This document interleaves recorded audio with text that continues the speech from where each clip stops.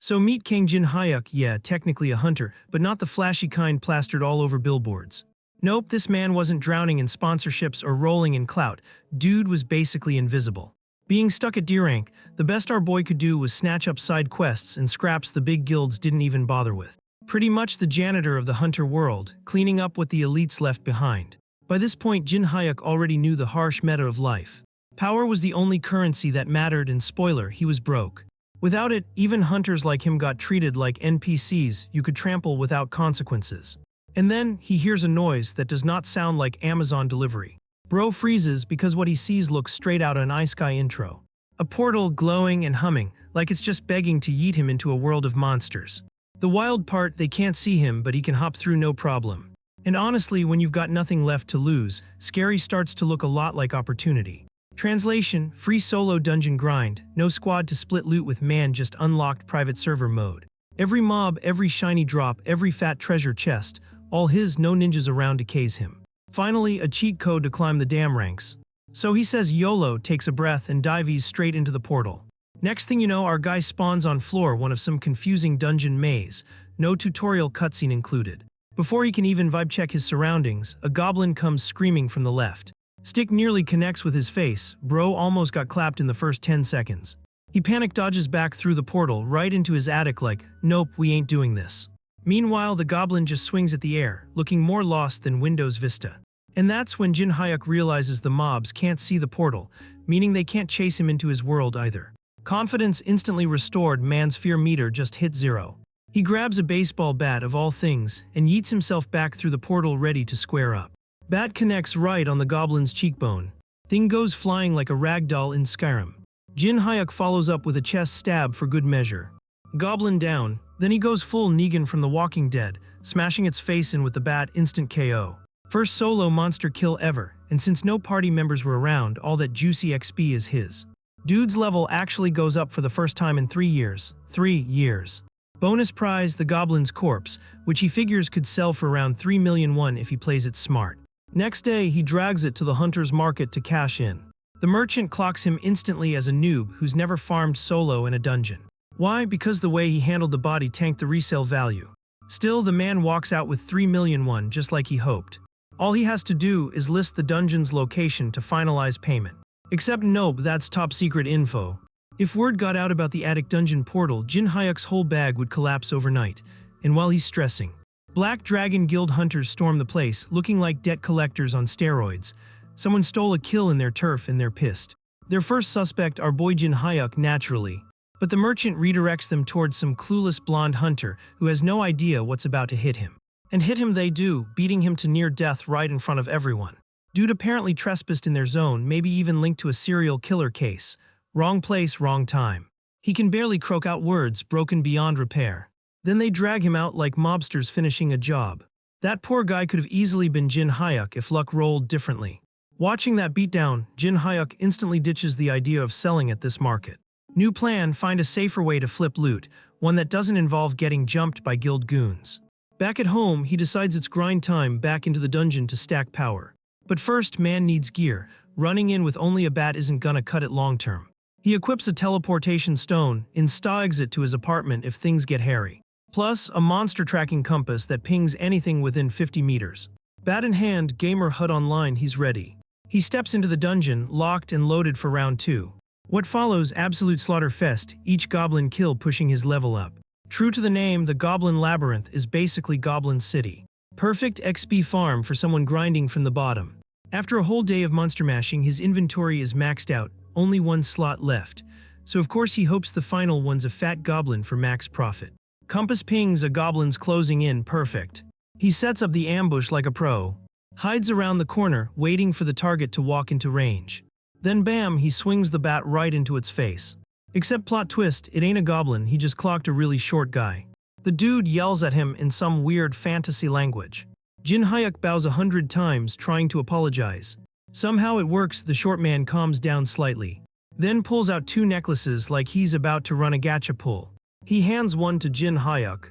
And the moment our boy equips it, boom, subtitles unlocked, now he understands every word. And realizes 2 big things. 1, this dude is furious, which fair, he did eat a bat to the face. 2. This ain't even a human, bro's a dwarf straight out of fantasy novels. The dwarf keeps flaming him while Jin Hyuk helps pick up scattered items. And wow, this loot looks premium quality. But man's too busy being roasted alive to admire it properly. Then the dwarf notices Jin Hyuk's bat. Instantly demands to know where he got it. Jin Hyuk's confused, it's literally a basic aluminum bat, nothing special. But the dwarf is convinced it's made of some ultra-rare metal called orichalcum. To him, this trash bat is priceless. He offers a trade, rare gear in exchange. Jin Hyuk, no reason to refuse, follows him to the workshop.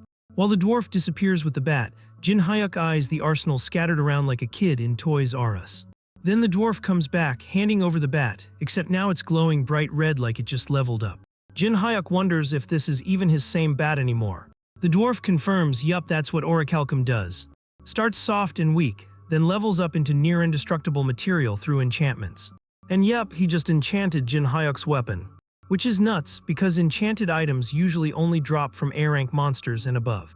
A few test swings later, the bat feels god tier. Hard to believe something this cracked could be man-made. Honestly, this dwarf and this whole dungeon might just be Jin Hyuk's jackpot moment. He opens the status menu, legendary baseball bat, S-grade durability, automatic retrieval, all unlocked. The catch, it's bound to him now, can't sell it. The dwarf explains the auto-retrieval enchantment, meaning nobody else can ever use it, ever. So no, he won't cash out, but still, man just scored a legendary. And hey, money's not a dead end anyway. Because his inventory is still stacked with goblin corpses ready to flip for profit. Only issue now, no safe place to offload those goblin bodies without guild goons breathing down his neck. So the next best option, the Hunter Industries black market. They don't ask questions, they deal in corpses like Amazon Prime, and best of all, entry-level hunters like him always get their business cards shoved at them. No cap, man's got a whole stack ready. Back home, he finally pulls one out and looks up the address. And yeah, this thing screams scam website energy, but beggars can't be choosers. While he's wandering sketchy alleys looking lost, some dude up top yells down to him. Meet Deputy Cho Hyung-il, inviting Jin Hyuk to the office. Red flag, sure, but what choice does he have? Inside, he meets the boss, Lee Jun-chul, lone shark cosplaying as a lone agent side-hustling monster corpses. Man's resume looks like fraud, debt collector, illegal meat trader. They ask to see the goods before talking cash. Jin Hyuk whips out his inventory like it's Pokémon storage. And suddenly jaws hit the floor.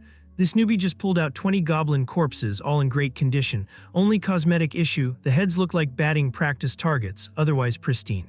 Deputy Cho can't even hide his excitement, bro looks like a kid on Christmas morning. Negotiations begin, money on the line. But then black market runners come sprinting in, screaming about monsters nearby.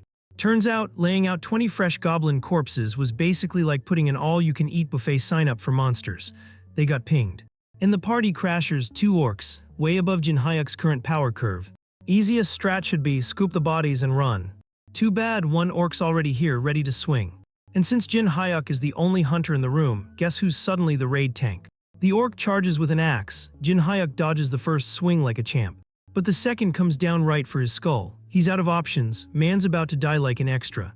Then his enchanted bat auto-summons from inventory, blocking the hit like Thor's hammer. The counterparry is so strong it knocks the orc back for a second.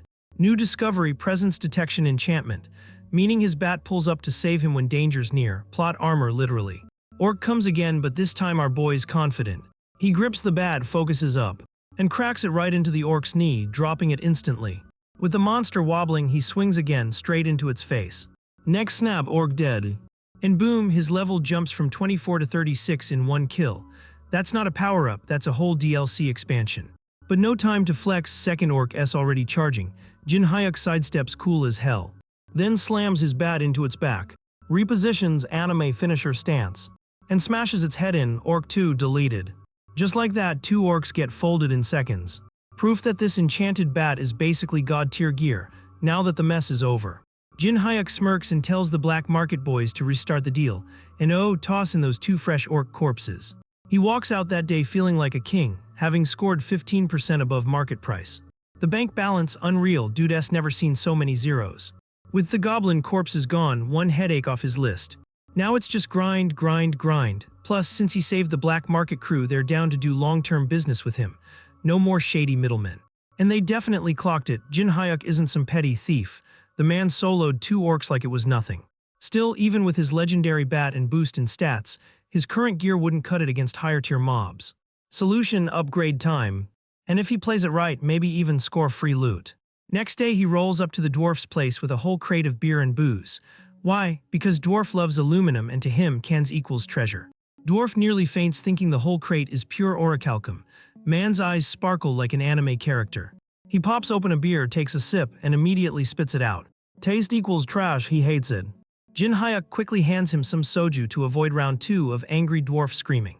This time, much better, dwarf approves. But nah, still not enough. He wants more kick, more edge, perfect timing for a new request. He tells Jin Hyuk, go mine mithril ore for me. Why, who knows, something about booze and shiny rocks, doesn't matter. Jin Hyuk wants gear, so he's stuck with this fetch quest. If mining mithril gets him loot, then fine, he's in. So he ventures deeper into the labyrinth, stumbling into a massive forest clearing, way bigger than expected.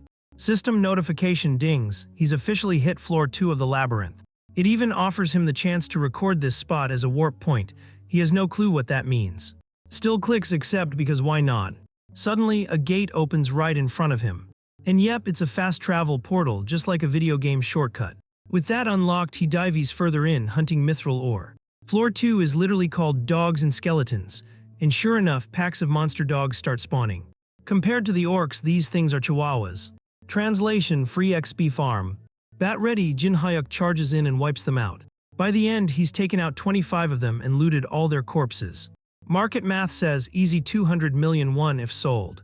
But he can't get carried away, mission first. He still needs that mithril ore. Deeper into the dungeon, he runs into the skeleton half of this floor's theme. Dogs and skeletons system wasn't lying. Problem: skeletons are annoying AF mobs. You can't sell their bodies, and the only way to kill them is smashing their core, which makes grinding them extra painful. And of course, a horde comes at him like a Souls game ambush.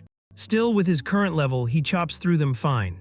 By the end, he's dead tired though, and realizes the dwarf totally pawned this chore off on him just to avoid farming skeletons.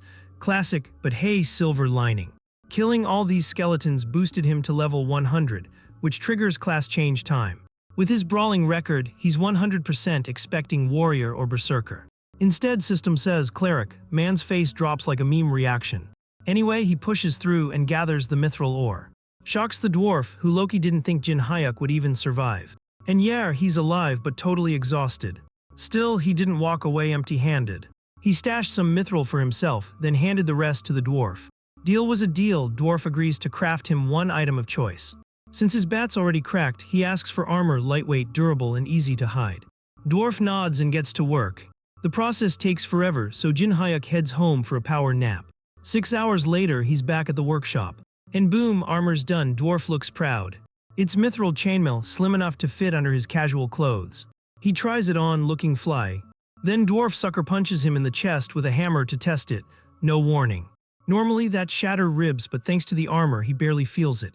Between this chainmail and his legendary bat, Jin Hyuk is basically untouchable now. Best RNG luck ever.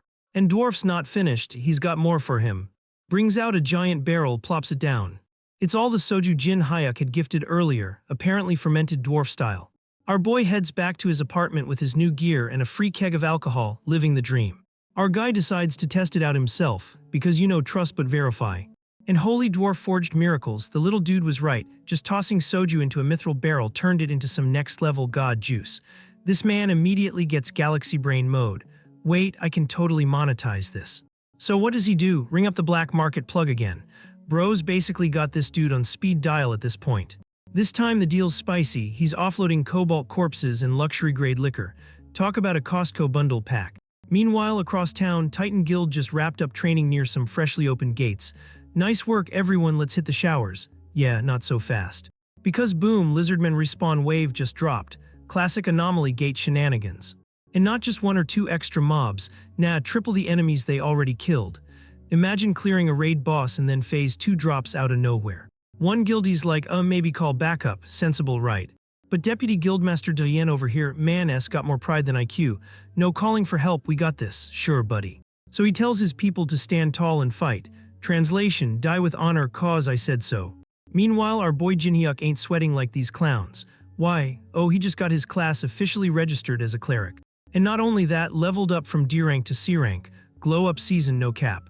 Clerics are healer royalty. Top guilds drool over M, which means boy might finally get drafted to the big leagues. Right then some poor hunter stumbles in, bloody and half-dead, screaming for a cleric. Jin raises his hand like he's in math class, present. Next thing you know, he's being dragged straight into the Titan Guild's lizardman nightmare. They tell him just chill in the back, heal the squad, don't die. Simple job description. He wants to flex harder, but nah, the guildie insists. Heal now, paycheck later. And honestly, healers existing is already op morale boost. Their presence gives the frontline a literal second wind. But even with that, the waves are built different, too many, too fast. Another cleric's like, we need a supporting guild now or we're all deleted, and he ain't wrong. Then Jinhyuk feels something sus behind him. His trusty bat saves him from a lizard sneak attack. Yep, the defense line is officially cracked. Back rows nothing but squishy healers. If these mobs breach Titan Guild's Donizo, so Jinhyuk swings his bat like Babe Ruth and sends one lizardman flying. Home run, baby. He yells to the clerics, breach detected, and explains the mobs used a sneaky concealment strat to slip through. Then Boss Mode Jin orders the clerics to keep healing while he solo blocks the breach. Absolute mad lad. Other clerics panic, bro, you're just a healer like us. But Jin charges in like a man possessed, telling them not to stress. Confidence aura on. Okay, yeah, he's low-key nervous too, but fake it till you make it right. And what do you know, he actually holds the line against the swarm. Dude's a wall. One slips past aiming for a healer, big mistake. Jin leaps in anime slow-mo and cuts it off just before impact. Hero entrance vibes. Downside leaves himself open for a backstab, ouch. But joke S on the lizardman, thanks to dwarf forged chain armor, the stab's basically a tickle. Monsters like and Jin takes that moment to slap its face with a bat counter. Boom. Shockingly, he's soloing the entire breach. Absolute dogs on these mobs. Which frees up the healers to just, heal, efficient squad synergy. Then plot twist, the lizardmen freeze. Why? New challenger approaches. A hulking beast of a man jumps in and smashes a monster in one hit. Say hello to Co Sang-ho, guildmaster of Titan Guild and walking cheat code. He acknowledges Jin, yo, you the one deleting mobs. Our boy admits it but is confused. Wait, who TF are you? Clerics gasp. Bro doesn't know S-rank Sang-ho. Sang-ho's sheer aura is enough to tilt the battle in their favor. Man S basically a one-man army. He dashes off to join the frontline but not before promising to reward Jin later. Big boss energy. And yeah, it's painfully obvious S-ranks play in a whole different league. With Sang-ho on the field, he's the real monster. Man yeets himself straight into the middle of the fight. His presence alone boosts morale like a Goku entrance. Except for Duyen, who's salty AF, pride won't let him accept backup, boo-hoo. Sang-ho instantly takes command, barking orders and running the show. Then, without warning, he nukes the ground with one attack. Shockwave sends every lizardman ragdolling, GG. One swing equals dozens dead. Within minutes, monsters are cleared, S-rank flex complete. Then he grabs Duyen by the jacket like a pissed dad. Why TF risk everyone's lives? Duyen mumbles some BS about protecting the guild's reputation. But Sang-ho sees through it, it was just ego. They have a tense anime stare-off. Until someone reminds him, maybe dismiss the clerics. Sang-ho calms down, goes over and personally thanks the heal squad. Especially Jinhyuk, the real MVP who saved half these clowns. As thanks, he offers Jin instant guild membership. No paperwork, no hassle, golden ticket. But salty boy Dien ain't having it. He's just a lucky D-rank scrub. Sang-ho claps back instantly. This scrub saved lives, you endangered, apologize. Oof. Pride shattered, Dien's forced to apologize, painful to watch. But plot twist, Jin refuses the offer. He's not joining a guild that lets Dien types stay in power, savage. Dien loses it and swings with an enhanced punch. Jin answers with a bat gut check that drops him cold. KO in one hit, clip it. Next day, this spicy drama makes headlines, of course. Titan Guild higher-ups seethe. Their deputy got wrecked by a C-rank and humiliated publicly. They demand Jin explain himself. But Sang-ho ain't buying it. He reminds everyone Duyen risked lives and attacked an ally. Which is more than enough to justify demotion, mic drop. Debate ends, higher-ups dismissed. Still, Sang-ho can't stop thinking about that insane C-rank bat warrior. He needs Jin in his guild. Meanwhile, the man himself is just chilling at home, sipping drinks and crunching expenses. Turns out he blew a fat chunk of cash, cause hunting profits had him feeling rich. Loki regrets not taking Titan Guild's extra pay. But whatever, money isn't a problem for him now. He's got way better cash flow strategies. After relaxing, he dives back into the dungeon grind for more monster corpses. But now, regular mobs are boring, dude wants stronger opponents. So he pushes deeper and runs into a small army of orcs. Perfect. One tries to sneak him from behind. He sidesteps and claps it with a counter. Orc goes down instantly, RIP. More rush him through the hall. A week ago this would have been his funeral. But with his upgraded gear, he breezes through. By the end, he's got 20 dead orcs, enough loot to live easy for a year. Still full of stamina, he ventures deeper and enters floor 3. The Temple Guardian's labyrinth looks empty, suspiciously empty. Then boom, a massive tremor, uh-oh. A giant stone hand bursts from the ground. Jin dodges by a hair. Out pops a stone golem, Monoforge nightmare machine. Its attacks are stupid fast. And even when Jin blocks, the raw power sends him flying back, dude's struggling. With no choice, he braces up for a real fight. The golem's got insane strength but zero brain cells, bad combo. Jin exploits it, lands a bat smash to the head. Crack, golem's skull shatters, body collapses. And that's how our boy deletes a mono-made giant with sheer guts and a bat. But plot twist, the golem starts piecing itself back together like a Minecraft build. Bro, stay dead. Jin suddenly remembers, oh right, rule 1 of golems, break the core or they'll just keep respawning. Rookie mistake. He tries to dip back, get some space, maybe rethink the strat. Too bad, the golem's hand grows back instantly and snatches him before he can bail. Man's literally caught in 4K. Then SH whoosh, an arrow flies in from nowhere, piercing the golem's chest. Sniper support DLC unlocked. Our guy doesn't waste the opening, bat jab straight to the weak spot. Core shattered, golem deleted, finally permadeath achieved. And Jin realizes he's alive thanks to some random long-distance homie who just third-partied the fight. He spins around to thank his savior, probably expecting to see his dwarf drinking buddy. Nope, instead absolute goddess tier woman with elf ears. Yep, she's an elf, fantasy upgrade unlocked. Jin bows all polite-like, thanking her, totally missing the fact she's rushing him. She grabs him by the collar like, hands up, we're doing this now.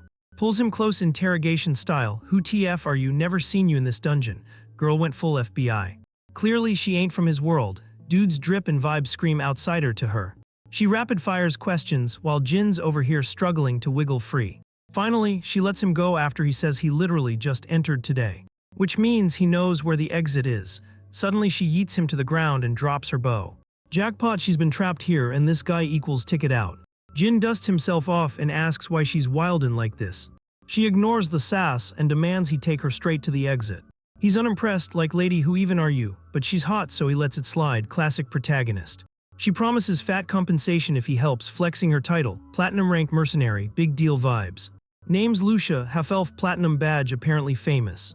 Surely he's heard of her, right? Nope, Jin's like, who? She waves her shiny badge in his face. Still nothing, our boy is clueless. Now she's baffled, how can this dude not know her? Is he from some backwater village? He casually drops, I'm from Seoul, Korea. And now she's confused. Those words mean nothing to her. She realizes, oh snap, that crazy mage might have actually pulled off dimension hopping. She explains her theory, TLDR. A mage in her world cast a spell that dragged this dungeon into Jin's dimension. Sounds insane, but here they are. Good news, if it's shifted in, it can shift out. Reversing the magic equals she can return home. Jin's like, wait, this dungeon isn't even from my world. Bad news if it disappears while he's still farming loot. He asks if she's about to yeet the dungeon back now. Nope, way too complex, but she knows a place that might help. A hidden room she found ages ago while looking for an exit. She wants his help to reach it and promises a reward. Conditions sound fair, so he agrees, party up time. On the way, they clap a few orcs together. Jin quickly realizes she's way stronger than he thought. That arrow earlier, not luck, fighting her would be suicide. So best move, cooperate, play it smart and assess later. After trekking a while, they stop at a safe zone. Jin pulls out emergency rations, chocolates stashed in his pocket. Hands her one. She takes a bite and instantly falls in love with it. Girl devours the stash like Gollum with the one ring. Then asks for more. Too bad that was the last of it, RIP snack supply. She accepts it kinda reluctantly, but seems satisfied enough to keep moving. Eventually they hit a massive chamber, the dungeon boss room. Lucia thinks the mage's spell might be linked to whatever's inside, but first, they gotta clear the boss. She tells Jin don't sweat it, she'll do the heavy lifting, he just needs to help finish it off. They open the doors, roar of death greets them, boss aggro achieved. Monster charges. Lucia calmly pulls back her bow, aiming at its chest.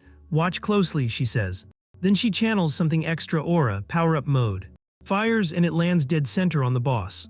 The colossal armored beast topples like a sack of bricks. One shot, she's built different. She tells Jin that's the technique she'll teach him after he finishes the down boss. Training arc begins. Same rules as the golem, hit the core or it won't stay down. Jin jumps on its chest, bat in hand, and swings at where he thinks the core is. One hit isn't enough. Boss retaliates with a massive fist. Jin barely blocks with his holy shield. He uses the shield momentum to vault back onto its chest. Screw one hit, he's gonna spam bad attacks until it cracks. Finally, core busts, boss officially deleted. Level up again, dude S creeping up on level 200 already. Back with Lucia, he asks her to teach aura. Joke S on him, he already used it. His holy shield just converted his cleric skill into aura. She's like, what even is that, but doesn't care. If he can do that, he'll learn aura way faster than she expected. In fact, he might start enhancing his own attacks with aura right away. Power creep unlocked. But first, her condition, bring her more chocolates, priorities. Meanwhile, back in the city, Sang-ho and his secretary Lee Hyena discuss a new anomaly near Gangnam Station. It was detected yesterday, meaning they've got about 5 days before a monster boss spawns. Problem: Titan Guild can't solo this, too tough. Problem 2: every other major guild is overseas. Titan Guild is the only squad left in Korea, yikes. Hyena's scouting freelancers, but they're all unreliable NPCs. Sang-ho, though, has someone else in mind. And speak of the devil, there he is across the street, perfect timing. Sang-ho ditches his convo mid-sentence and runs after him. Jin's lugging a huge snack box, yep, Elf Choco delivery mission. Then here's Sang-ho's booming yo behind him. Guildmaster offers guild membership again, Jin declines, man's consistent. So Sang-ho switches strategy, mercenary contract. Work with the guild, not in the guild, rewards still juicy. Jin says he'll think about it but doesn't commit, smooth exit. He heads back to the dungeon, snack box in hand, and presents it to Lucia. She demolishes the sweets instantly, clearly no chocolate in Elfland. Post-feast bliss achieved. Jin asks why she's still camping the basement now that they've killed the boss. She points up magic circle on the ceiling. That's what links dungeon to his world. She's staying to study it. Which means, if Jin wants more aura lessons, he better keep those chocolates coming. Simp contract unlocked. After her meal, she grabs his hand to start training him in aura. Step 1, she pours her aura into his body to show him the vibe. Jin feels raw power surge through him immediately. Gamer upgrade unlocked. Lucia notices his insane talent. His holy power channels the aura like it was made for him. He might master basics in a single day. She praises him, asks if he can remember the aura flow. Jin's confident, she nods and prepares to leave. She was gonna study the magic circle first, but now better to train him fully first. And training equals practical experience. Translation: time to fight more mobs. She drags him into another dungeon zone and yeets him straight into a goblin kobold horde. Sink or swim teaching style. Jin yells, weren't you supposed to teach aura? Why am I tanking a goblin army? She shrugs, this is teaching. I gave you a taste of aura, now find the rest yourself. Activate it with your holy power. And the best way to trigger those instincts, throw him into live combat. Welcome to elf school, no refunds. Our boy is big mad, like really mad because she didn't give him the tutorial or the patch notes. Nope, just yeeted him straight into a raid boss like figure it out fam. And guess what? The ground itself betrays him. A stone golem pops up like a Minecraft mod gone wrong, roaring loud enough to shake the Wi-Fi. Lucia, meanwhile, is like the world's worst coach. Don't worry bro, you just need a real crisis to unlock your potential. Oh sure, thanks queen, super comforting. She says just focus on his holy shield skill, which apparently equals aura. Problem: that skill auto-casts. It's like being told just manually breathe, bruh. Anyway, the golem yeets down a massive fist and Ginny Boy blocks with holy shield again. But this time, something's different. His left hand starts buzzing with the vibes, holy energy swirling around like Goku's aura. Man's finally touching grass spiritually. Golem's like lol, round 2 and swings again. Our guy pops his shield again. But hold up, it doesn't even look the same this time. The shape's different, the feel's different. My man just accidentally unlocked the DLC menu. That's gotta be mana. Before he can even nerd out, the golem smashes the shield and sends him flying like a ragdoll. Lucia from the peanut gallery hits him with the most toxic commentary. Basically, you're trash, uninstall. Bro, she really mocked him mid-boss fight, savage. And our dude's like, ma'am, I literally did what you said. But then ding, status window pops up. New skill unlocked, holy power application. Translation: he can now pump holy juice into attacks and defenses however much he wants. Bro just unlocked manual override mode. Lucia notices him zoning out mid-combat and is like, fine, let big sis carry. But now our boy recovers fast and flexes, stand down, I got this now. Okay, protagonist moment. He charges, leaps up, dodging another stone fist with style. While in the air, he starts channeling mana into his bat. Front flip anime strike incoming. Boom, he slams that mana bat straight onto the golem's skull. Monster drops like it got hit by a Nerf gun, except our guy ain't done yet. He lands on the chest, crouched like Batman. Channels even more mana into the bat, charging up like he's about to use limit break. And bang, brings it down on the chest. System goes cha-ching, new skill unlocked, holy aura, yeah boy. With that, he pierces the golem's core and deletes it from existence. GG. Bonus round, the Aura Awakening gives him precision strike and unyielding. Lucia's training arc paying dividends no cap. Lucia though, Loki shook. Dude learned Aura mid-battle like he downloaded the tutorial into his brain. She was expecting baby steps, not speedrun any percent. So what does she do? Pulls an arrow, shoots the wall, and oops, now an even bigger horde of monsters comes pouring in. Jinhyuk's like, really, you serious right now? But whatever, he rolls his shoulders, grips his bat and preps for another mob wipe. After hours of carnage, he drags monster corpses to sell. Bro looks cooked like fried to perfection. Black market boss Jun Chul clocks him instantly. Damn son, you look like you survived 3 world wars. But instead of prying, boss man just does business, takes the corpses and changes the topic. Respect. He brings up that artisan soju Jinhyuk sold him last time. Apparently the drink went viral. Orders popping off like a limited sneaker drop. Man accidentally became an alcohol mogul. With money secure and corpses dumped, our boy dips home for some actual sleep. He faceplants into bed and passes out instantly. Man's code. But peace is temporary. Sirens wail, disaster alerts scream. Citywide panic mode activated. Surprise, the monthly monster invasion is here and early this time. Usually these things are random spawns, but the monthly wave, yeah, guaranteed content drop. Normally, Jin would farm some weak mobs for side cash. But right now, man's so wiped out he just wants to Netflix and nap. Let the big guilds handle it. That was the plan until his phone notification smacks him in the face. Triple rewards for kills. And you already know, man's inner grinder can't resist that sweet bonus XP and loot. He steps out onto the street, bat in hand, ready to farm mobs like it's Diablo. Meanwhile, security is screaming at civilians to evacuate. Titan Guild out there holding the line against literal monster floods. But the barricades are already folding like wet paper. Too many mobs, not enough defense. Sang-ho himself is fighting, drenched in sweat, stamina tanking hard. No matter how many he deletes, more keep spawning. Guild members already red zone, stamina bars flashing low. On paper it looks like they're winning, but nah, it's looking grim. Hyena, the secretary, is safe behind the line but stressing out. She knows they're spread way too thin, if only just one more powerhouse joined in. And we all know who she's thinking about. She pulls out her phone and speed dials our boy. Jinhyuk picks up mid-goblin beatdown like, yo what? She pitches him Titan Guild's offer plus fat compensation. Our boy, being that guy, demands 5x pay, respect. They agree to meet up to haggle. After negotiations, she slashes it to 4x. He grumbles but takes the bag. She hands him a kill counter device, basically a scoreboard for the guild. If he carries hard enough, he gets paid out exactly what he demanded. Fair trade. Bag secured, our boy zooms to the battlefield. Time to farm like a beast. Hyena watches him leave, Loki nervous. Hope he's worth the hype. Sang-ho keeps spouting. Wasn't his last win just plot armor? First play, he jumps an ogre. Everyone watching thinks bruh he's dead. But nope, one clean strike, ogre down. Whole crowd gasps, must be a rank at least. Jinhyuk smirks, close but now I'm built different. Pops a mana potion casually. Thanks to Lucia's bootcamp from hell, he's now level 200. Ogre fights, child's play. Plus he's got like 1,500 mana pots in his inventory. Bro came stocked like Costco. Translation, every monster here equals walking ATM machine. Elsewhere, Andyun's guild is grinding mobs too. But even he notices the spawn rate dropping. Turns around, sees everyone gawking at someone farming like a god. Checks it himself, yep, it's Jinhyuk, his least favorite person.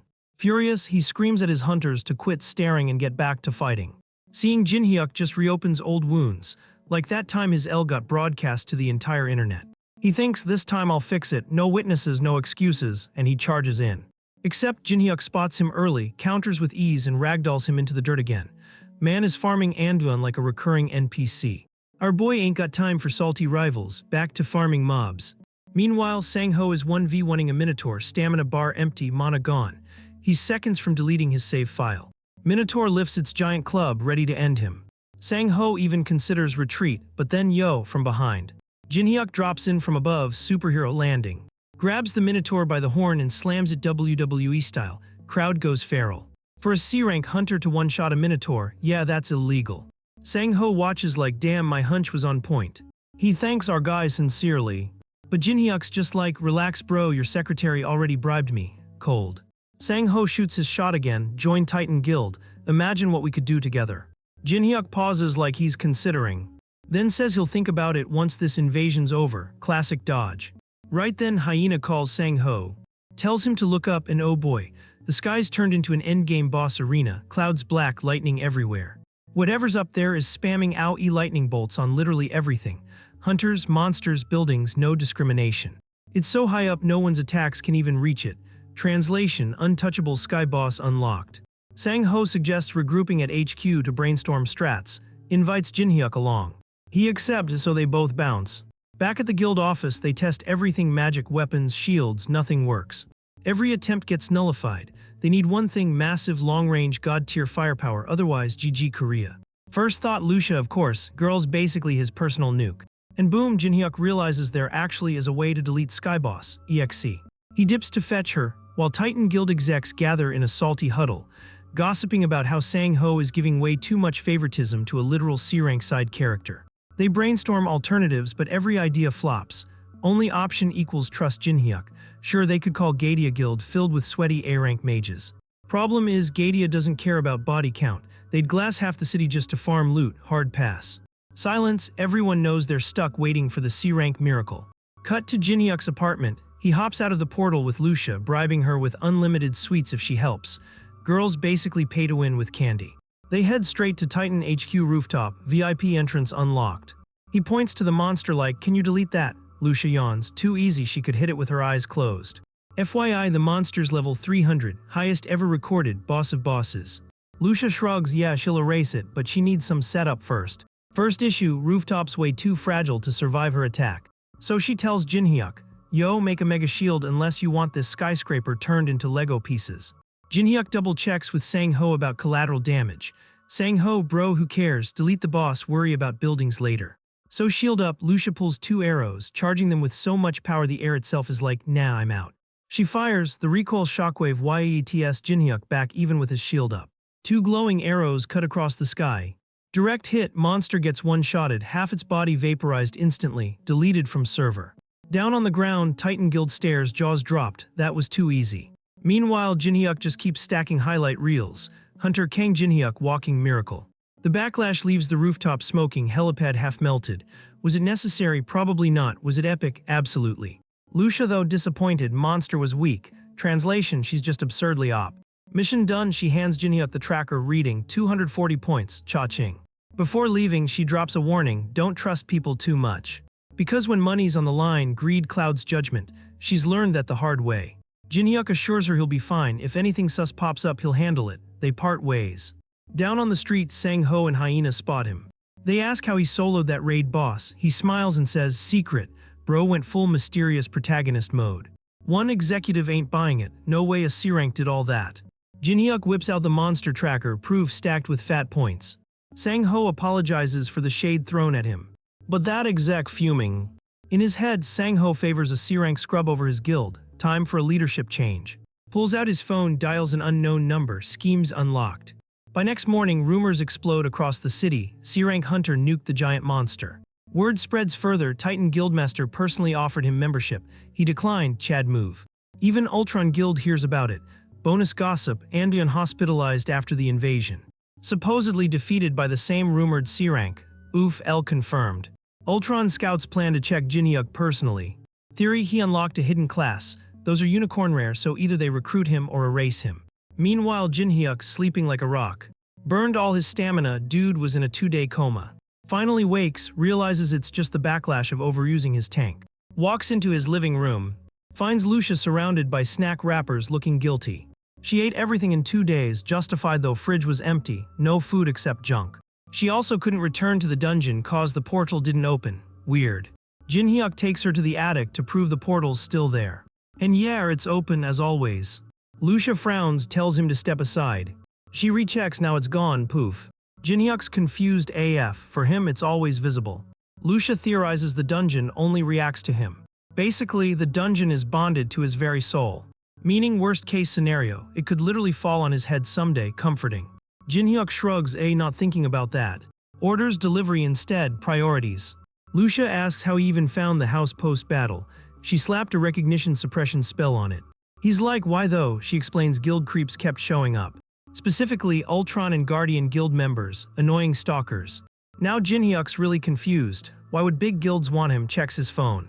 First headline, C-rank hunter solos giant monster, and yep, viral video attached. He sighs, overnight fame unlocked.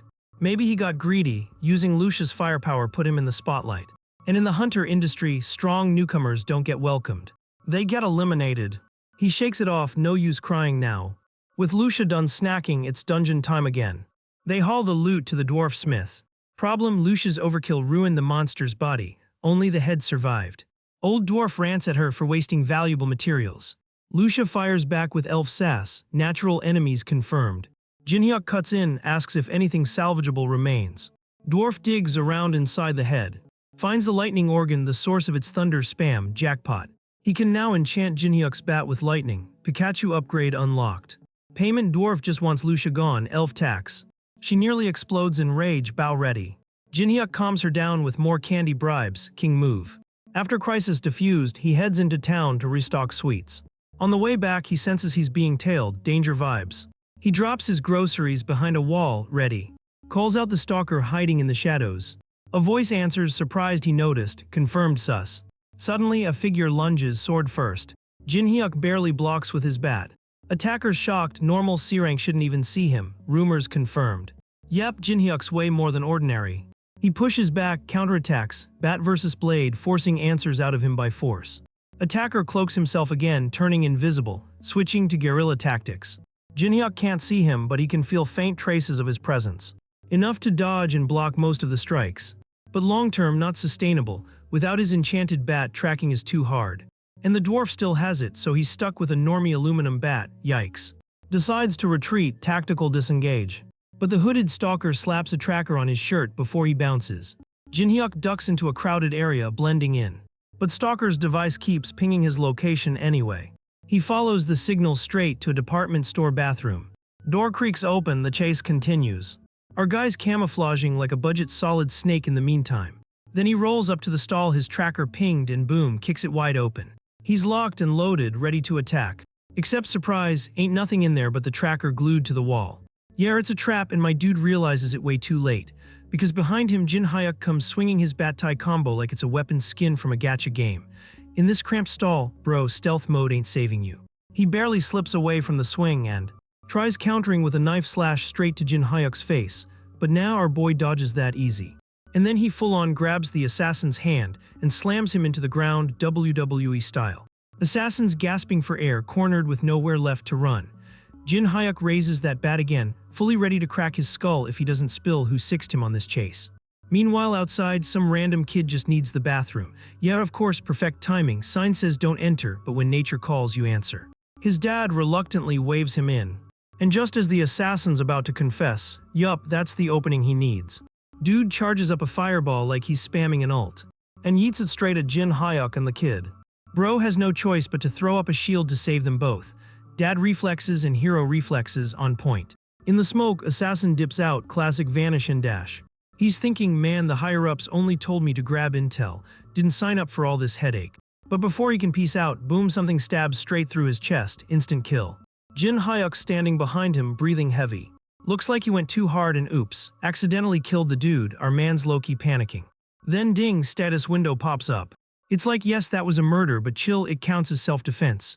No villain debuff, no LS today. Instead, game throws him a hidden job change, W. After that nasty restroom brawl, Jinhyuk staggers outside, still rattled. He's tripping hard because hunters who kill usually get slapped with that dreaded villain title. And for a cleric like him, that means goodbye powers, sealed skills, basically GG. Our guy legit thought his career was over, but now turns out killing that bastard unlocked a hidden class. Lucky or cursed, you decide. Cue 2 detectives pulling up to take his statement. The lead, Jo Kyung-yeon from Hunter Affairs Division, flashes the badge and politely asks for cooperation, cop drama vibes. They id the guy who attacked him, a magician hunter gone rogue.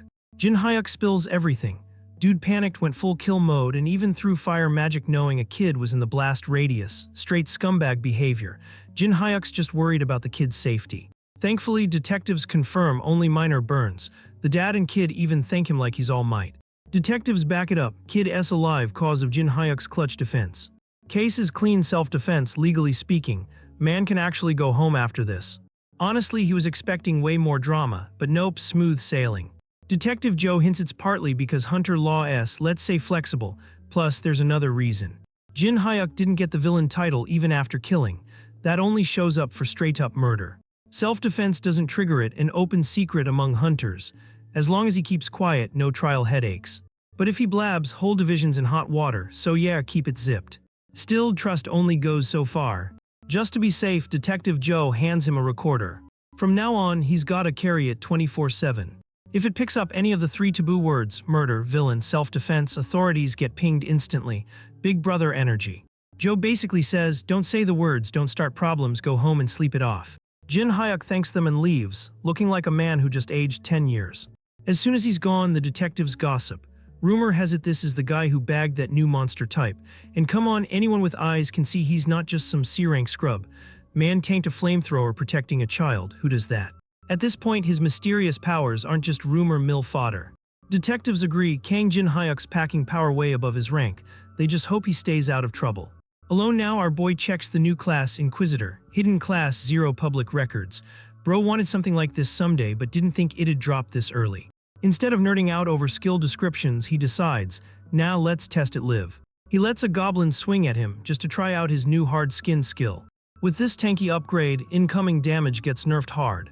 Plus, he unlocks status resistance, poison, sleep, stun, nerfed. Bro's basically CC immune now. He's grinning, throwing fists at goblins like, yeah, I get the transformation hype now. His old skills are still there, just reworked for self-sustain instead of party support. Holy Aura gone, replaced with Fighting Spirit, basically Combat Aura DLC. Punching goblins barehanded suddenly feels like easy mode. Shield skill evolved into Defense Charge. Imagine a juggernaut charging with max armor, yeah, that's him now. He's mowing through goblin mobs like a human bulldozer. Inquisitor build equals certified tank. Done flexing fists, he checks out the other new perks. Discernment skill, it slaps a karma number above people's heads like a morality HUD. Out comes the phone camera. On screen, his own head shows a glowing 64. Okay. No clue if that's angel points or sinner points. No chart to compare. Then comes the judgment skill, scales off enemy karma. Fight a 200 plus karma baddie, plus 20% stats, 300 karma plus 50%, 500 or more straight up double stats. TLDR, the worse they are, the stronger he gets. Hidden class buffs op. And yeah, a class that literally says hunt villains is insane. After the little science experiment, he heads to the forge. Old Dwarf's just finished buffing his bat with lightning. Zeus cosplay incoming. Bat holds 3 charges, recharges every 30 minutes. Jin Hyuk hyped. Asks how to use it, turns out easy mode. Dwarf even prepped a test dummy, tied up a kobold that tried robbing the workshop. Beast is snarling and thrashing, but those chains aren't budging. No chanting or spells needed, just picture lightning and swing away. Jin Hyuk locks in. Takes batting stance, eyes on target, channeling pure MLB X Thor crossover energy. Deep breath, total focus. He swings and unleashes a thunderball tearing through the air like Zeus fastball edition. Hits Cobalt dead on, the poor beast screams as volts shred its body. One charge, that's all it takes, toasted.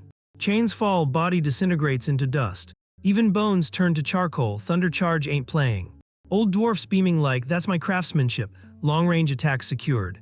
Test over, Lucia rolls up like, yo, we need to talk. She drags him to the corner, grabs that sketchy pendant on his neck, and grills him about what he's been up to. She already clocked it, dude's divine power gone.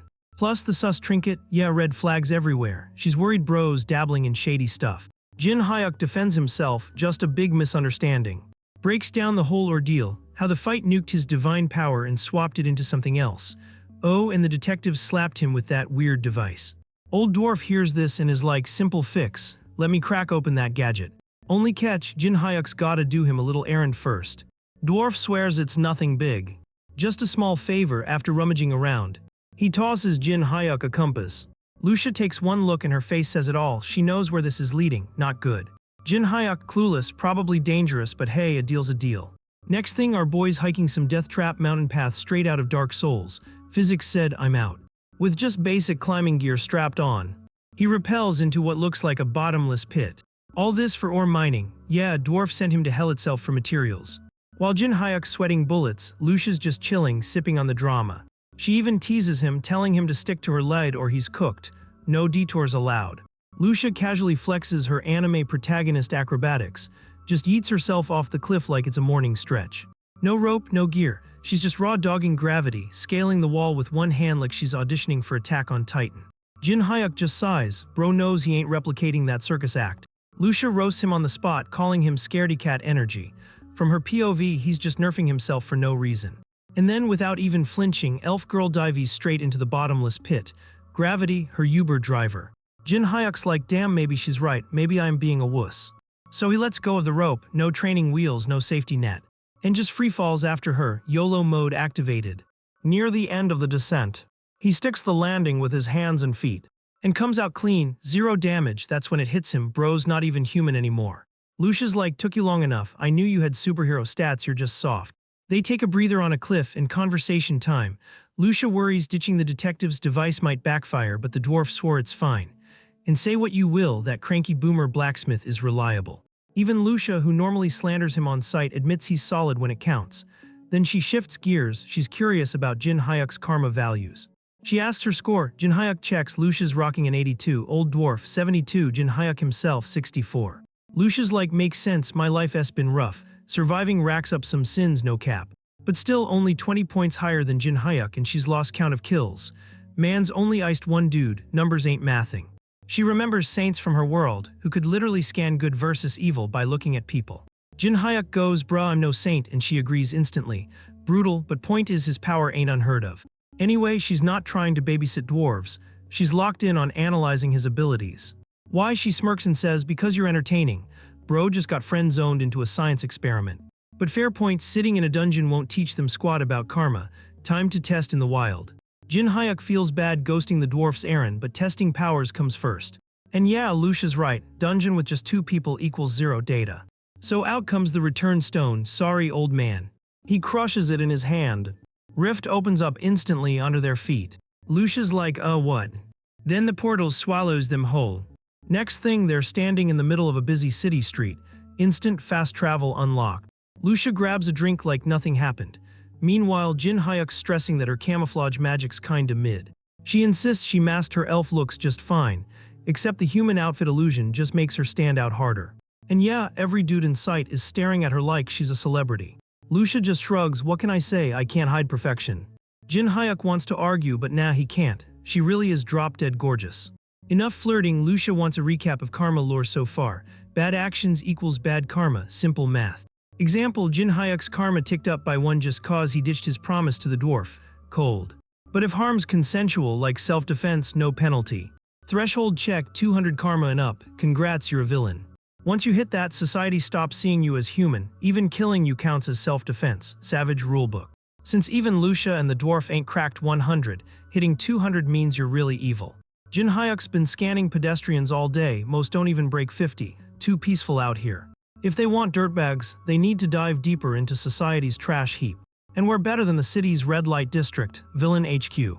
Lucia gawks at neon lights everywhere, asks if monsters won't just stroll through. Jin Hyuk explains, nope, not Earth rules. Still, she hates the vibe, but hey, shiny lights are shiny lights. While they're walking, a sketchy barman slides up and thirsts over Lucia. Says their bar's running an event, pretty ladies get 5 cocktails free, walking red flag. Lucia just shoulder checks him out of the way, keeps walking. But Jin Hyuk stops her like, hold up. He suggests why not enjoy the free drinks, strategic move. Barman lights up, escorts them inside, promising 5-star treatment. They've been walking all day seeing boring civilians. Finally bingo, Jin Hyuk spots it. Barman's rocking 300 karma above his head, certified villain. They sit, drinks arrive. Sweet cocktails, Lucia's loving it. Meanwhile, barman's grinning like an idiot cause those drinks, poisoned. 1 sip equals paralysis. Sure enough, as poison kicks in, he signals his goon squad.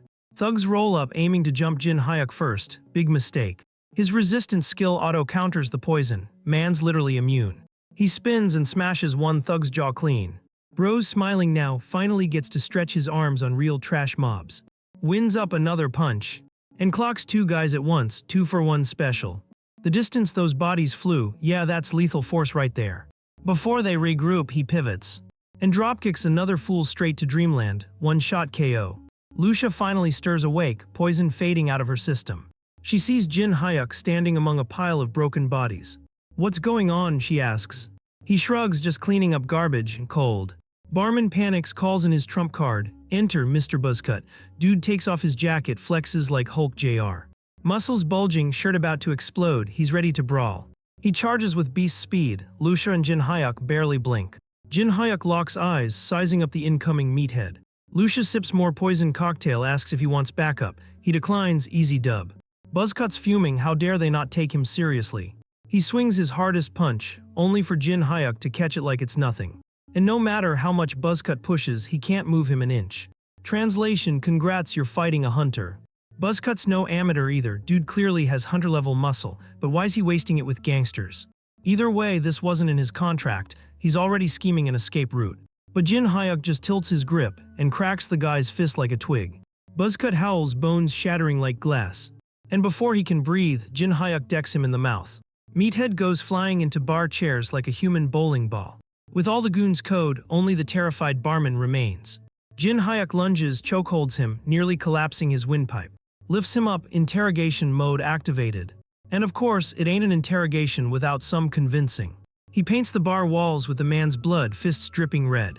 By the end, villain S face is mangled beyond recognition. Then comes the grilling. It's obvious he's pulled this scheme before, so who's backing him? No way a lowlife runs operations like this solo. Those hired thugs definitely connected to bigger players. You don't hire muscle like that without major organizational juice. Jin Hyuk glares, gives him one last chance, spill or else. Even after all the punishment, barman denies everything. Which means either A, he's stupidly loyal, or B, his boss is scarier than death. Time to find out. Jin Hyuk grabs his leg and starts pulling, oh boy. Bro, the villain's face right now, pure confusion and panic, man, as squirming like a fish out of water. Our boy Jin Hyuk, he's like, relax bro, I'm just giving you motivation therapy by force. The barman tries to act tough, dropping the classic violence won't make me talk. Yeah, sure buddy, spoiler it will. But before things get extra grimdark, Lucia rolls in like, yo chill caveman, let me handle this before you break the whole bar. Then she pulls out some mysterious anime-tier glow power in her hand, straight up main character energy. She slowly brings it to the dude's face like she's installing new DLC into his brain. Instantly the villain goes from scared rat to vibe check chill, but still ugly as sin. Silence hits for a few beats, then boom. Man's face twists into demonic Joker cosplay and he starts ranting. You guys from Ultron, too late losers, like bro, calm down. Lucia just wanted a smooth confession, not a mental breakdown speedrun, but hey, less work for her. Barman keeps babbling, drops the real juice. Tyrant Guild's about to wipe everyone, easy clap. And there it is folks, the big bad name drop, Tyrant Guild. Jin Hyuk's like, wait, what makes you so confident? Goblin bartender replies with peak nonsense, we got Alon's elixir baby. Cue Jin Hyuk's confused Pikachu face, man's got no clue what that even means. Before he can ask round two, the cops roll in. Our duo dips faster than NPCs despawning. Outside, they piece it together, turns out this conspiracy is massive. Lucia explains, Alon's elixir equals a cursed stat-doubling drug. Oh, and the recipe just casually requires sacrificing young women. Yeah, humanity at its worst, no cap. Lucia's shook Earth Guild's cooking up the same nightmare fuel she saw in her world, peak insanity. She drops the lore bomb, her world had this too, called the Queen's Tear. Personal pain unlocked, one of her close friends got sacrificed to make that cursed juice. Years later, after grinding her way to platinum rank, she snapped and wiped the entire organization, making it John Wick arc unlocked. Which explains her dead serious face since the bar, girls carrying trauma receipts. Now the million-dollar question, what's next? Since Bartender Boy said the elixir's almost finished, their only move is clear, smash Tyrant Guild before it's cooking ready. Meanwhile, back at the bar after police clear out, a man in all black slinks in, looking like budget Kakashi with mask and glasses. He reports the incident to his superiors, wasn't internal guild beef, something else. Weird part, perps only killed the barman and bounced. Even shady guilds don't operate like that. His next mission, find out who interrupted their op ASAP. And he's cocky enough to promise fast results. Plot device unlocked. Cutscene swap, Titan Guild HQ. Top brass just got back from an overseas flex trip. Secretary Lee Hyena, yes, badass name, reports, Hong Kong mission was a double. Guild stats so cracked, they're thinking of boosting member count by 15%. Gacha rates up. But their leader, Sang Ho, man stressed. News of Alon's elixir has him pacing like a dad who just found his kid's crypto wallet. Secretary Lee's clueless, cause the association's hiding that intel tighter than One Piece spoilers. She can't even fly back to Korea yet, still got business abroad. So Sangho's like, fine, I'll solo this. Hyena, draft me an urgent guild-wide order. Boom, Titan Guild officially declares war on Tyrant Guild. World War Hunter incoming. Lee Hyena's shook, boss, you sure that's a whole war you just unlocked? Sangho goes full dramatic anime dad. If we don't prep now, chaos will hit like a nuke later. Secretary presses him for details, what info spooked him so bad. Sangho knows he basically just signed a deathmatch contract. But he assures her, Ultron Guild and even the government will back them when push comes to shove. Still, war equals insane risks. Secretaries like, can we at least hold a board meeting? Sang-ho, meetings are for cowards. My brain is crystal clear right now. Just from his eyes, Hyena realizes this man's locked in. Decision final. He gets that she's uneasy, but he needs her trust. No leaks, only shadow ops for now. Official war announcement can wait, quiet investigation first. Sang-ho already has some suspects in mind to dig into. And what lit this fire? Just one text from our boy Jin Hyuk spilling Tyrant's little elixir secret. Back at Jin Hyuk's crib, Lucia's munching sweets, roasting him about his plans. Classic roommate energy. She's glad folks like Sang-ho exist, actual sane people in this mess. If no one stepped up, she would have soloed Tyrant herself. Makes sense, this elixir is literally nightmare fuel. Jin Hyuk jokes about her raiding his pantry instead of dungeons. Lucia's like, nah, I'm not missing a villain guild raid, priorities. Even Jin admits he can't take on a whole guild alone, not yet anyway. Lucia officially offers to tag team the raid, dynamic duo unlocked. Jin Hyuk thanks her even though she didn't have to join. Bros learning teamwork. Suddenly knocking on the door, someone calls his name, delivery or masked stalker arc, place your bets. Plot twist, the masked guy from earlier is on the hunt. Dude S got a cursed compass powered by Barman blood, creepy AF. He uses it to track the blood residue stuck to Jin Hyuk. That's some forensic nightmare stuff. No Uber needed, man sprinting rooftop parkour style through the city. Assassin's Creed speedrun. Finally lands at Jin's apartment, staring like, yup, this is the spot. Place looks weirdly hazy to him, but he brushes it off. Rookie mistake. Then he realizes this is the crib of the hunter who clapped Leviathan. Oh. Meaning this bar mess might connect to the sea monster fiasco. But nah, dude doesn't care, job's a job. He conjures a cursed needle dripping with menace, ready for a toxic Q&A session. Inside, Jin Hyuk hears the knock. Masked man lies, late delivery bro, smooth not. Jin ain't dumb, midnight FedEx ain't real fam. Plus, his house has a recognition suppression spell, no one should even see it. Suspicious unlocked. If this guy's here, he's either cracked or suicidal. Jin Hyuk opens the door anyway, catches the dude, S needle mid-stab like a boss. Drops the roast, delivery comes with free poison darts now. Villain S the one caught slipping. Imagine trying to sneak attack and getting parried at the tutorial stage. Lucia steps in, fires an arrow so fast it might as well be DLC from Hawkeye. The arrow's velocity, literal railgun, dodging at this range, nope. Masked man eats it, body yeeted straight out the window. He's bleeding buckets, arrow buried deep in his organs. Lucia already has shot number 2 loaded, girl doesn't play. She tells Jin Hyuk to step aside, she's about to finish this fool. But our boy waves her off, nah, he's here for me, I'll solo him. Lucia warns, not ordinary bro, he tanked my arrow. Villain S trembling like who TF is this elf chick, his entire survival instinct screaming retreat. He rips the arrow out, blood fountain mode unlocked. By the time Jin Hyuk tries to chase, dude's already gone, injured parkour over rooftops. Lucia asks if they're pursuing, Jin Hyuk shrugs, too much effort, he'll come back anyway. What matters, the guy's karma value. Over 900, yes really, walking slaughter machine. Jin Hyuk's like finally a real villain, plans already cooking in his head. Next day, new arc unlocked. Jin Hyuk and Lucia roll up in a guild car, escorted to the mountains. Driver points out the remote investigation site. Direct orders from Titan's leader Sang-ho himself, prestige mission. But half the guild still hates Jin Hyuk, so awkward. Troops at the site, all A rank or higher, straight elite squad lobby. Leading the charge, none other than that exec jerk who picked a fight with Jin Hyuk earlier. Yup, Han suck. Jin Hyuk already feels it, this mission's gonna be a pain in the ass. Executive steps up, all polite, claiming leadership.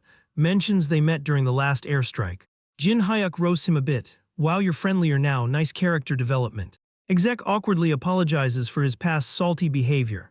Says he was just too hyped for guild clout, so sorry bro, let's reset.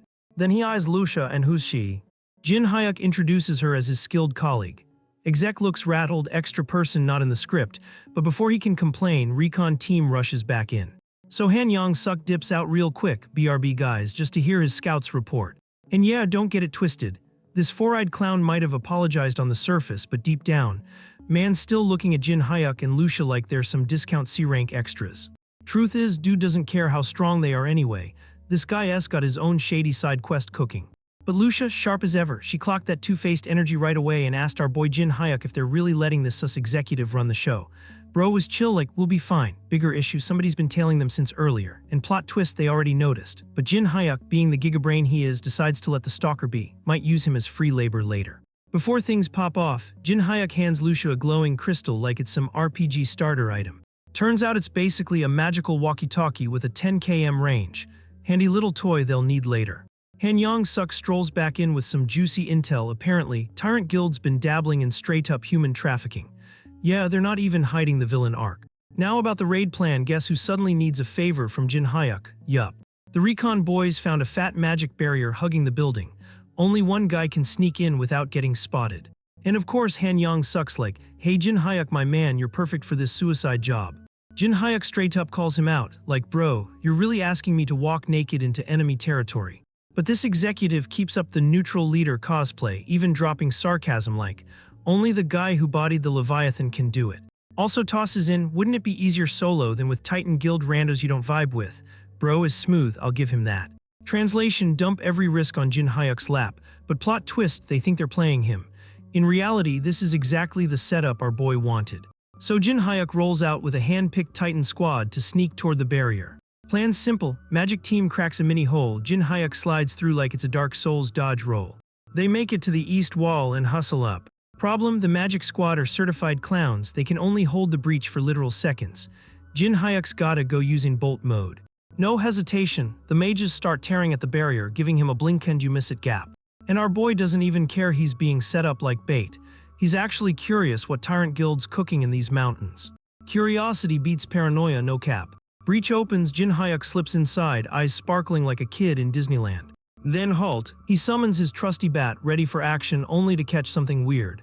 Inside, the base looks completely different from the outside. Yeah, that barrier had distortion hacks built in. First mission, find the main entrance to this giant dungeon. But after minutes of wandering, he realizes something sus, way too few guards. Finally spots one guard chilling near the barrier, standing by an entrance. And if there's a guard, there's something worth guarding, easy logic. So our boy takes to the air, bat glowing with monster-level strength. One swing later and the guard just Thanos snaps into smoke. Illusion, fake NPC. Jin Hyuk wanted a live punching bag for interrogation, but nah, RNG screwed him. Now he's gotta figure things out solo. Then he notices the gate. It opens like a damn Walmart automatic door. Security here is laughable, no cameras, no alarms. Guess they thought kidnapped women had zero shot at escaping. Still, Jin Hyuk ain't taking LS. He pulls out insurance from his inventory. An EMP generator crafted from electric monsters. Casually plops it down like he's setting a landmine in COD. Boom, whole compound goes radio silent, and that's why he handed Lucia the comms crystal earlier, big brain play. With the grid fried, Jin Hyuk sets up his next move. Actual mission starts now. Meanwhile, Masked Stalker Man is still watching, connecting dots, bar fight incident, Titan Guild drama, Jin Hyuk's everywhere. But he's not just watching, he's got his own hidden agenda. And Jin Hyuk, yeah, he's the puzzle piece that makes it click. Thanks to Jin Hyuk's EMP, some random guard's phone dies mid-gaming session. Dude blames bad countryside signal. Bro's mad about Clash Royale, not realizing life's about to end. Then it hits him, something's off. Too late, a red bat smashes his skull sideways. And Jin Hyuk didn't even swing it. Man threw his bat like Thor's hammer, stabbing him with the blunt end. Auto recovery, bat returns to hand, style points maxed. Finally, a real body. Guard's blood splatters as he drops like a sack of meat. Turns out this wasn't even a hunter, just a regular scumbag with 800 karma stacked up. Translation: pure trash, which means Jin Hyuk can wipe this place clean guilt-free. He pushes deeper, hitting a hall lined with prison doors. Jackpot, the kidnapped women are here. And man, its brutal conditions are dogwater. They're chained like cattle, waiting to be fed to that cursed Delixir scheme. Then, interrupting his thoughts, a voice calls out asking who he is. One cell's different, inside, a man not a woman, and his outfit, Tyrant Guild uniform. Prisoner warns Jin Hyuk to dip before it's too late. Claims everyone here has lost their minds. Outside, that slimy exec checks his watch, timing Jin Hyuk's run. It's been a while too quiet, time to move the main squad. Han Yang-suk orders his men forward, on standby near the facility. Then he drops the go signal. Titans rush in like a swarm of mosquitoes in black jackets. Lucia just standing there chilling. Han Yang-suk can't figure out why she's so unbothered. Finally, Four Eyes joins his men outside, letting Jin Hyuk do all the heavy lifting inside. Lucia's thinking maybe it's her time to step in. But she remembers Jin Hyuk swore he'd handle the inside solo. Her role is babysitting the Titans outside. After all, they still don't know what Han Yang-suk might pull. Vigilance is key. But let's be real, Lucia never listens when told to stay out of it. Back inside, the prisoner introduces himself, name's Diyun. Jin Hyuk asks why a Tyrant Guild guy is rotting in here. Diyun spills he got locked up for trying to kill Ilan herself. Now they're keeping him alive because his illusion skills are cracked. Yup, those barrier distortions and fake guards, all his work. But why betray his guild? Easy, he couldn't stomach their feed women to monsters garbage anymore. He snapped, tried to take them down, and got caught. Jin Hyuk's low-key impressed, a tyrant guild member with a conscience, karma only 62-2, respect. So our boy straight up recruits him, join me, let's burn this place to the ground. Meanwhile, the dude in charge of the control room, literally snoozing in his chair, wakes up groggy realizing yup he dozed off again. Not unusual, he always crashes at this hour. Nothing ever happens here, right? Except today he wakes up to a wall of dead black screens. Oh. He scrambles around, clueless. Tries rebooting, but now the power source got fried by Jin Hyuk's EMP. Every device, every phone fried. Man literally slept through the downfall of the whole system. Employee of the month contender right here. Outside, a couple tyrant boys are chilling with cards. Their vibe gets wrecked when control guy starts screaming about an emergency. They're pissed not about danger but because their poker game got interrupted. He breaks the news, entire system's offline. Oh, and by the way, every woman's gone from their cells. Full-on prison break. Panic mode, team leader splits squads. Team 1 to the Delixir production room, Team 2 to chase intruder plus escapees. And the clown who caused all this, his punishment, figure out how to contact HQ. Good luck, bro. Meanwhile, every single prison door's wide open. The women are finally free. They're bolting toward the nearest exit, lives literally on the line. And with Diyun as guide, they've got the best route. But freedom ain't free, tyrant boys catch up, pouring in like hyenas. First one on scene spots Diyun leading the charge. But this absolute gigachad stays behind, buying time so the women can keep running. One tyrant idiot gets cocky, rushing in solo, swearing to kill Diyun. Punch lands, but surprise, it's just an illusion, classic. Guy loses his temper for falling for such a basic trick, cope harder. While Team 2's busy chasing Diyun and the women, Team 1, yeah, they're about to get hit with something way nastier. These tyrant scrubs pull up armed with kitchen knives. Bro, it's literally a baseball bat fight, what are y'all doing? Jin Hyuk deletes them like background NPCs. Our man flexes superior technique, footwork smoother than an anime swordsman. These clowns getting styled on, left right bop bop out cold. He caves their skulls in one by one. Each swing a new headshot, efficiency god tier. Last dude drops, Jin Hyuk hasn't even broken a sweat. And the way they were so desperate to guard that front door, yeah, that screams big boss hiding inside. So he waltzes in, careful but confident. And oh boy, it's a full villain lair. Lab equipment everywhere, cooking up their twisted little drug. They even dug out a whole underground lab. Rows of human-sized test tubes, each stuffed with abducted women. Seeing it up close makes Jin Hyuk sick to his stomach. Center stage, a giant monster locked in protective glass. That's the all-ron source of all this nightmare fuel. Jin Hyuk grips his bat, monster doesn't stir, might be sleeping. He smirks, channels lightning through his bat and takes a stance. Could end this right here, one home run swing. But now that's too easy. The beast wakes up, smashes out of its tank, tentacles whipping out like crazy. Jin Hyuk cancels the lightning and dodges for his life. Those things are fast and lethal. He studies the attacks, unease creeping in. Heavy, fast, precise, one wrong hit and he's paced. For now, play defense, wait for a gap. He forces himself to stay calm, focus mode on. And no, for anyone hoping for a cute tentacle waifu, wrong anime fam. Allron looks like a cracked out swamp monster with noodles for arms. Glass shards rain everywhere as it fully breaks out. And it's looking real bad, Jin Hyuk might be outclassed. He pops hard skin. Extra armor, extra confidence. Dodges a strike, pushes forward, trying to end this fast. Determined to finish. But one massive attack nearly snaps him in two. He eats the blow, realizes just how dangerous this freak is. It's a wake-up call, this ain't some mid-boss. He steadies himself again. Breath in, lock eyes, prep another move. The monster ain't going down easy. So he's gotta dig deeper. Focus sharper than ever. He winds up for the final hit. This swing is all or nothing. The monster that devours humans. Barely gets bodied, he manages but just barely. Afterwards, he notices something glimmering. A strange item, Allron's magic stone. He inspects it, can't appraise it, but shape and size scream magic stone. He shelves it for now. Plans to hit up his dwarf uncle for answers later. With boss down, he wonders what's happening outside. He taps the comms crystal, calls Lucia. Checks in, you hearing me, girls safe? Lucia answers, yeah, a man and the women are moving down the mountain. But the people chasing them dressed exactly the same, suspicious AF. Jin Hyuk clarifies the guy's Diyun, once captured for betraying tyrant but chill. They teamed up and he's an ally now, safe bet. With that cleared up, Lucia hits him with the big question. Did you kill Allron? He confirms, beast dead, magic stone secured. But Jin Hyuk's not relaxing, still worried about the pursuers.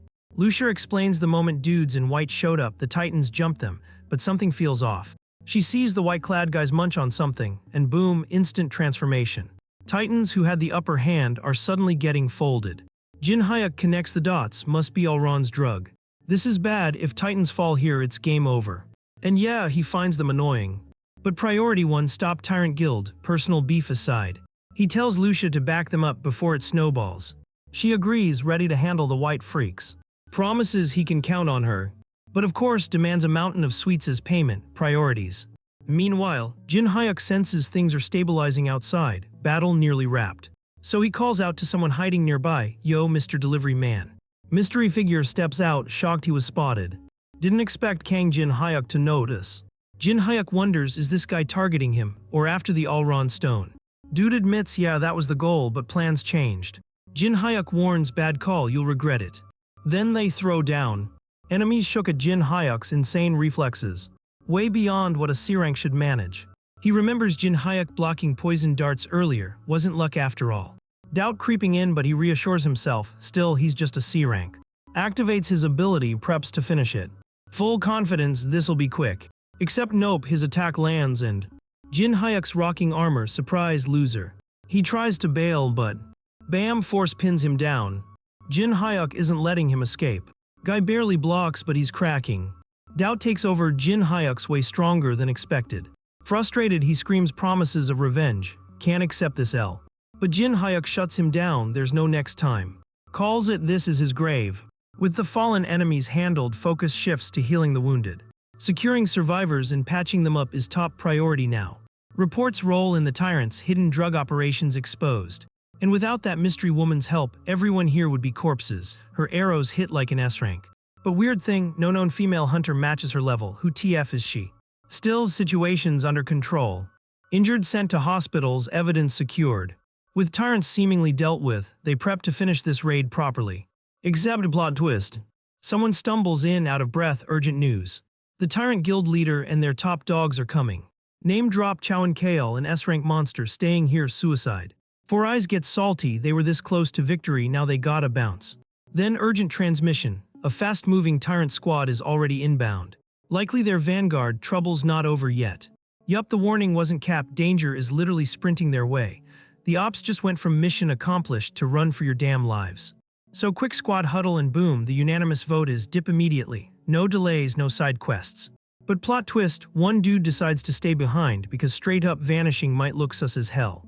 The plan, stick around, cook up an alibi and yeet the blame onto someone else. Classic scapegoat strat to dodge a guild war. After some brain gymnastics, they finally lock in the perfect patsy. Yup, it's none other than our boy Kang Jin Hyuk. Man's still inside, blissfully unaware he's about to get framed harder than an NFT monkey pick. Honestly, it's the cleanest cover-up. Walk away, blame the C-rank menace, and boom, problem solved.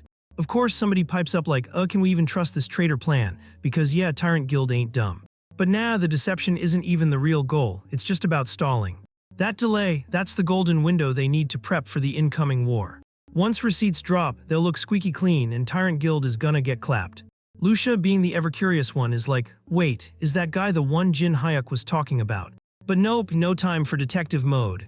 Glog's tigging, and inside Kang Jin Hyuk is chilling because from his POV, everything's actually running smoother than expected. As soon as he links back up, our boy drops the status update like the squad leader he is. Translation, pursuer deleted, next. Oh, and all Rowney, yeah, smoked, out of the picture. But one small hitch, he needs their help to make this look like all round did the dirty work. Why, well, strap in, the receipts are coming. Dude hands them a document. They open it and jaws drop. It's literally a list of names, all recent murder victims. Which means if this intel's legit, then we're dealing with the infamous Great Guild Killer, and framing that psycho genius. Zero suspicion, maximum cover. Jin Hyuk pitches the scheme to Diyun and bros like, bet I'm in. Lucia though is side-eyeing the whole thing like, are we sure this won't blow up later? But Jin Hyuk waves it off, relax, I got this. Squad trusts him so it's green light time. Meanwhile, the supposed Tyrant reinforcements, yeah, only half true, they are coming, but ETA is 2 hours, that oh no they're here, Panic Squad saw earlier, just smoke and mirrors. Diyun gives our boy his flowers, praising him for saving lives. But Jin Hyuk shrugs it off, nah, no time for thanks. Because let's be real, the real war is just loading up. Tyrant Guild just took a fat L, and now the whole hunter scene's about to wake up. And Jin Hyuk, he's low-key hyped to watch the tyrants crumble. Their downfall closer than it's ever been, especially with all their skeletons tumbling out the closet. But to keep his hands clean, it's time to send the receipts anonymously. Hunter Association, police, media, the whole package. Spray and pray, no fingerprints left behind. Some folks are worried this only makes rival guilds stronger. But now protecting civilians, clout farming. And boom, the scandal breaks. World finds out Tyrant Guild's been running a secret monster farm and feeding humans to their projects. The outrage nuclear, officials are already promising a full crackdown. Big-name guilds jump in too, volunteering to help expose everything. Meanwhile, Tyrant Guilds acting like toddlers, refusing to cooperate at all. Cutscene to Sayek, who's absolutely losing his marbles as this goes viral everywhere. Right on cue, Titan Guildmaster Sangho calls him up. And Bleachhead Sayek immediately starts raging, accusing Titan of leaking the info. Man's salty because now another guild is being crowned the hero while Tyrant's looking like hot garbage. From his POV, if they'd kept this quiet, Tyrant could have clapped back before the world united against them. He even argues that grabbing an S-rank hunter should have been enough to stomp Tyrant Guild. But Sangho not buying it. Dude points out that even with an S-class, Tyrant's Guildmaster is a different beast entirely. Plus collateral damage, way too risky, innocent people would get smoked. Then he flips it, calling Sayek out for chasing power instead of actually protecting people. Sayek tries to play it off like, I only wanted what's best. But deep down, he knows his ideas keep getting clowned by leadership. So he starts brewing mutiny talk, convinced Titan Guild is doomed with Sangho in charge.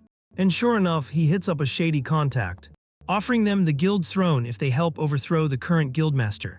Smash cut back to our boy, lining up for his own hush-hush meeting. The spot looks sus for something secret, but hey, plot is plot. Di-Yoon rolls up right on schedule.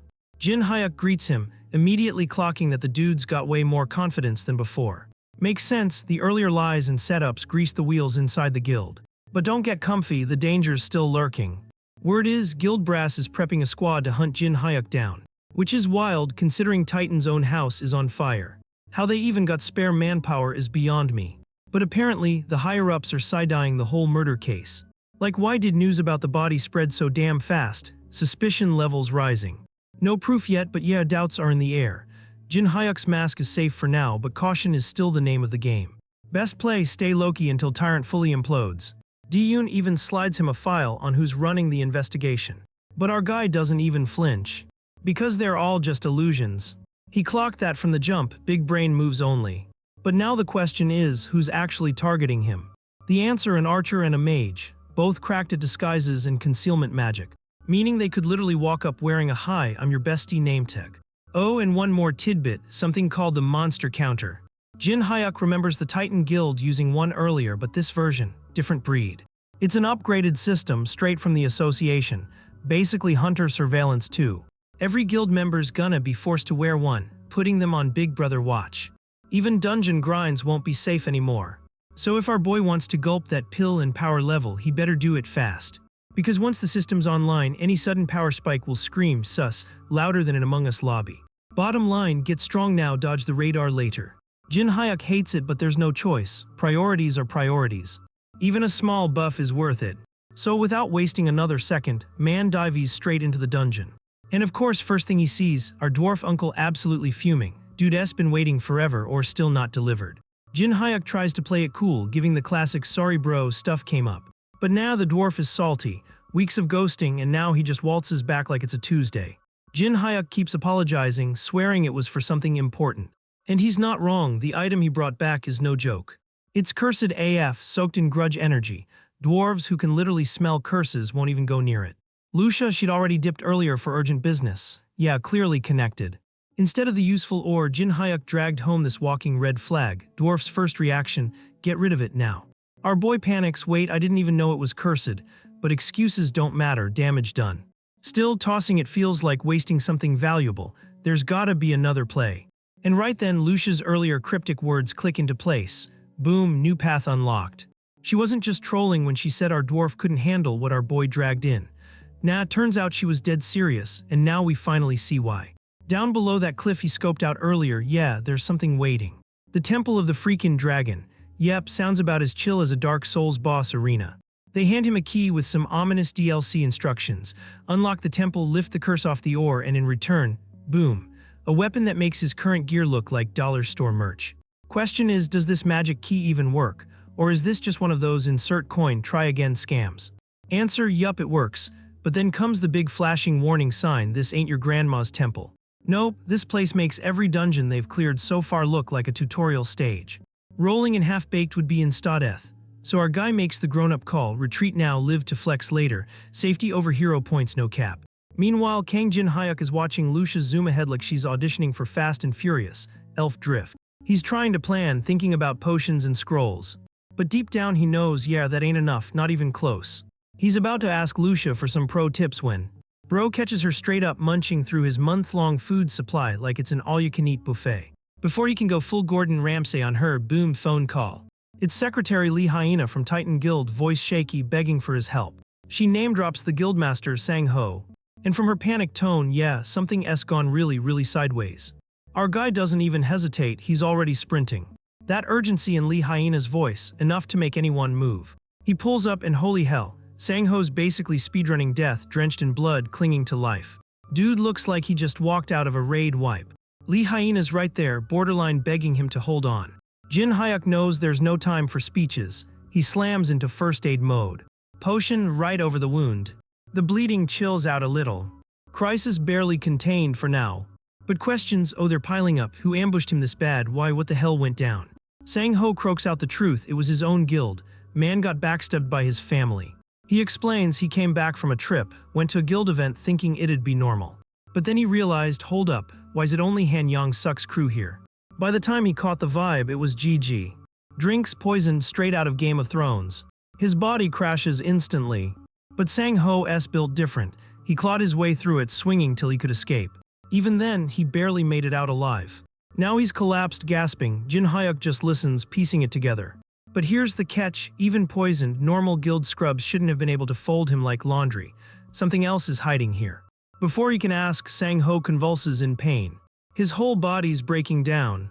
Even the wounds the potion healed are ripping open again. This poison way nastier than anything in the Hunter Handbook. Our boy instantly knows they need answers fast. What poison is this, and is there even an antidote? Lee Hyena admits it, standard antidotes won't cut it. Jin-hyuk throws out Plan B, Hunter Specialized Hospital. But Sang-ho's like, now you crazy, enemies will track us the second we show up. And he's right, they'd be served on a platter. So Jin-hyuk pivots, yo Lee Hyena, you got a car. She's like, wait, where the hell are we going? He drops it straight, my crib. She's stunned, wondering if he's hiding some secret antidote stash. He smirks, no antidote, but I've got another play. Lee Hyena's locked in, she'll drive. She floors it, laser focused. Jin-hyuk stays behind, basically bodyguarding Sang-ho in the backseat. They're almost there. But our boy keeps urging Sang-ho, stay awake, don't you dare check out now. Then Lee Hyena spots something sus. Jin-hyuk, you see that car tailing us? He glances back. Yup, same damn vehicle from earlier at the house. Lee Hyena confirms they've got a tail. Jin-hyuk knows he can't lead enemies to his home, that'd be checkmate. So he reroutes, follow me exactly, new plan. At a certain turn he sets up. Time for a face-off with none other than Kang Jun-ti. He orders Lee Hyena, drive straight to my place. My guys there waiting, I'll handle this clown. Jun-ti pulls up expecting to find Sang-ho. Instead, surprised Pikachu face, just Jin-hyuk standing in the way. He wonders, really, this dude thinks he can solo me. Jin-hyuk meanwhile scans him, thinking, is this guy the only tracker or are there more? But then he notices. Lee Hyena isn't going where she was supposed to. Before he can call her out, she yells, Jin-hyuk, run, forget everything. And then the nuke drops, the guy chasing them is an S-class hunter. Jin-hyuk freezes as the name hits him, Kang Jun-ti. Instantly, his presence detection skill auto-triggers. The aura floods the area like a tidal wave. And yup, this is no mid-boss, this is raid-tier danger. Jin-hyuk's legs almost buckle. Lee Hyena shouts if he's okay. He barely croaks out a response, truth is, he's hanging by a thread. He yells back, go, I'll find a way to catch up later. She doesn't want to leave him, but he snaps, go, finally she bolts. But Kang Jun-ti, yeah, he's not letting prey slip away. He moves instantly to cut her off. Jin-hyuk throws himself into the path again like a madman. Jun-ti's face says it all, who is this pest? Bro's annoyed this random dude keeps cockblocking his plans. But Jin-hyuk, he's stalling like his life depends on it, because it literally does. At least Lee Hyena's far enough now. She just prays this lunatic survives. Jin-hyuk knows this fight is insane. Jun-ti snarls, step aside, I don't have time for ants like you. Translation, I'm op your filler. Jin-hyuk doesn't flinch, he basically tells him, nah bro, I'm built different. Does Jun-T really think he'll just run? Not happening. Then flash step. Jun-T blitzes in, speed maxed out. Every strike is stupidly fast and god-tier lethal. One clean hit and Jin Hyuk's done, he knows it. Jun-T taunts him mid-fight, keep dancing, let's see how long you last. And his attacks just keep getting nastier. Jin Hyuk's brain screams, take even one direct blow and it's curtains. Not a maybe, guaranteed. So he big brains it, pulls out the mithril chainmail from inventory. The special effect kicks in instantly, halves all physical and magical damage. The next blow slams into him, he feels it, death was inches away. If not for that prepped armor, he'd be 6 feet under right now. Jun-T squints, low-key impressed. He mutters that he didn't expect Sang-ho to have someone this skilled under his wing. But then boom, lightbulb moment. Our boy suddenly starts thinking, wait a sec, is Jin Hyuk that C-class hunter everyone's been gossiping about? The one who bagged some freaky new monster. Yeah, bro just realized he might be the main character in someone else's rumor mill. And the name, oh it's ringing bells. Han Young-Syak had already name-dropped a guy like him before, someone tight with the big boss, Sang-ho. Basically this man is famous and didn't even know it. Then it hits him like a truck kun, his identity's cooked. Doesn't matter if he dips right now, they're gonna track him down sooner or later. No escape speedrun possible. Even worse, home sweet home, yeah that's not safe anymore, and as if things weren't bad enough, he realizes he might even escape from someone as cracked as Jun-T. Like huh, bro, you sure about that? But plot twist, Jun-T flips the script. Instead of finishing him off, man casually offers, forget Siu Sang-ho, team up with me instead. Like this is a LinkedIn recruitment pitch. Because apparently, the shiny new Titan guild needs someone exactly like our guy. But Jin Hyuk, nah man's got main character syndrome, rejects the offer without blinking, respect. Cutscene switching gears to lose. Jehu's sweating bullets trying to heal the guildmaster. But she's gassed out, 0 mana left, she steps back like, do I even keep going or do I phone a friend? Meanwhile, the poison in Sang-ho's body is still mad toxic. Lucia's slapped on some temporary patches to keep him breathing, but it's like duct taping a broken car engine. Pain-'s gone for now, sure, but give it a minute. It's coming back like an anime sequel no one asked for. Lehyana starts panicking, wondering if there's any other way to fix him. And Lucia, she thinks real hard, then remembers someone who might actually pull it off. Yeah, a certain vertically challenged homie. If anyone can clutch this, it's the dwarf. But there's a catch, to even enter the dungeon with the cure they need Jin Hyuk, big problem. Meanwhile, back in the ring, our guy Jin Hyuk is getting absolutely dogs on. His opponent's spamming attacks non-stop, giving him 0 breathing room. Every hit rocks him and all that energy he flexed earlier, gone, battery on 1%. Man knows this is it, he's capped out. A potion would fix things, sure.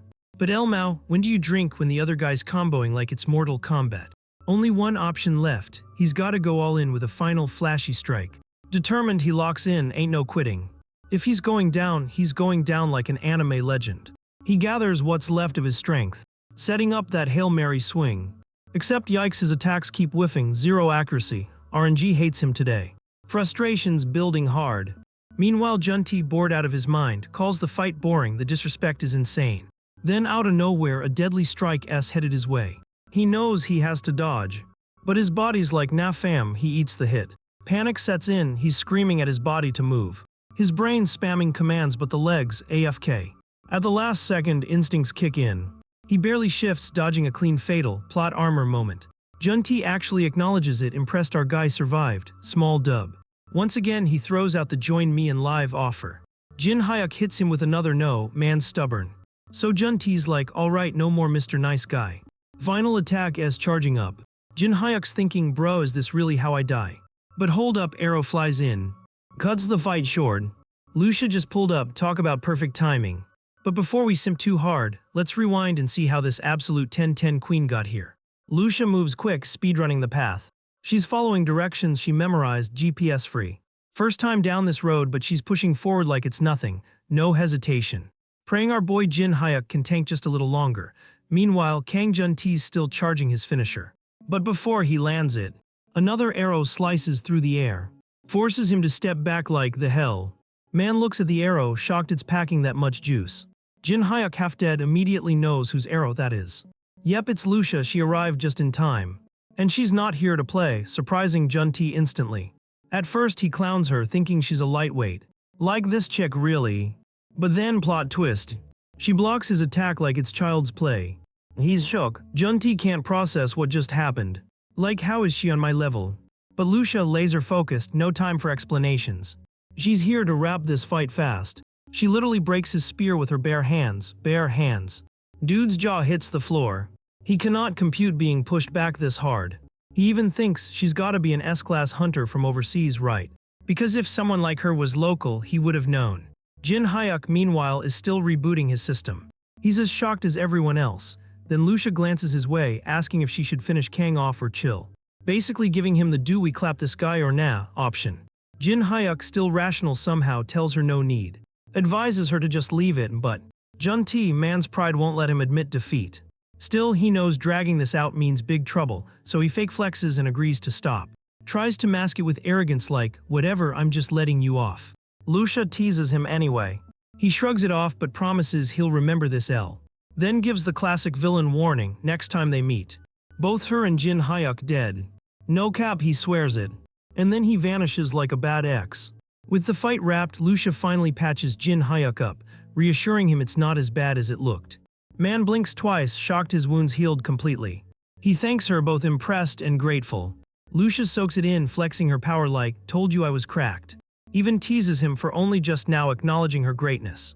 Jin Hyuk fires back with a joke, calling her an op character. And yes, he clarifies it's a compliment.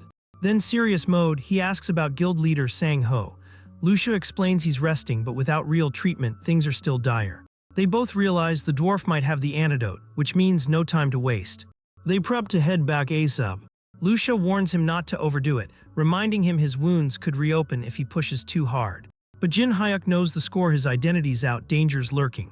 He insists they gotta move quick, though saving Sang-ho stays top priority. They finally roll up, only to find Uncle fuming. Man points out Jin Hyuk didn't bring the purification ore, nope. Instead, he dragged back a poison guy. L+ ratio nephew. Things are looking rough out here, fam. Our boy Jin Hyuk's like, "Yo, my bad plan flopped harder than a Netflix live action," but he swears he'll make it right. His brain locked on saving Sang-ho, that's priority numero uno. But plot twist, turns out the poison is basilisk venom. Yeah, the same busted stuff that's basically Dark Souls level lethal. And of course, no antidote in sight at this sketchy location. Jin Hyuk's like, "Wait, maybe Uncle's got something stashed." Uncle deadpans back, "Bro, I'm not some loot chest in Skyrim, chill."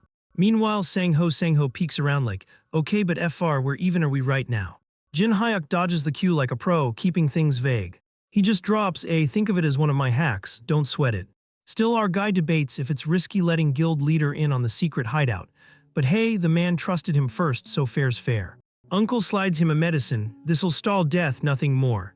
Translation, timer set half a day max. If they don't find the antidote in that window, Sang-ho is cooked. Jin Hyuk's like, "No cheat codes, nothing else," but nope, vibe's not hopeful. Sure, hunter hospitals might stock it, but as Sang-ho warned, enemies are camping spawn, walk in there and boom, ambushed instantly. And that's when our guy's brain lights up. Wait, idea unlocked. Fast forward, they dip back. Back on Earth, my dude S. Chatting with our girl. They brainstorm secret stashes where an antidote might exist, but yeah, zero guarantees. Time's ticking but no solid plan yet. Jin finally admits one last shot, if this fails, GG. He whips out the phone. On the other end, someone shocked to even get this call. Like, "Bruh, it's stupid late, why you ringing?" Jin doesn't waste a sec, straight to business. "Got basilisk venom antidote or nah?" But he's like, "Not me, but I know a sketchy back alley doc who might." "Why though?" the guy asks. Jin hits him with the Uno reverse, urgent, "Don't ask." Dude agrees, setting up the plug, promising VIP level hush service.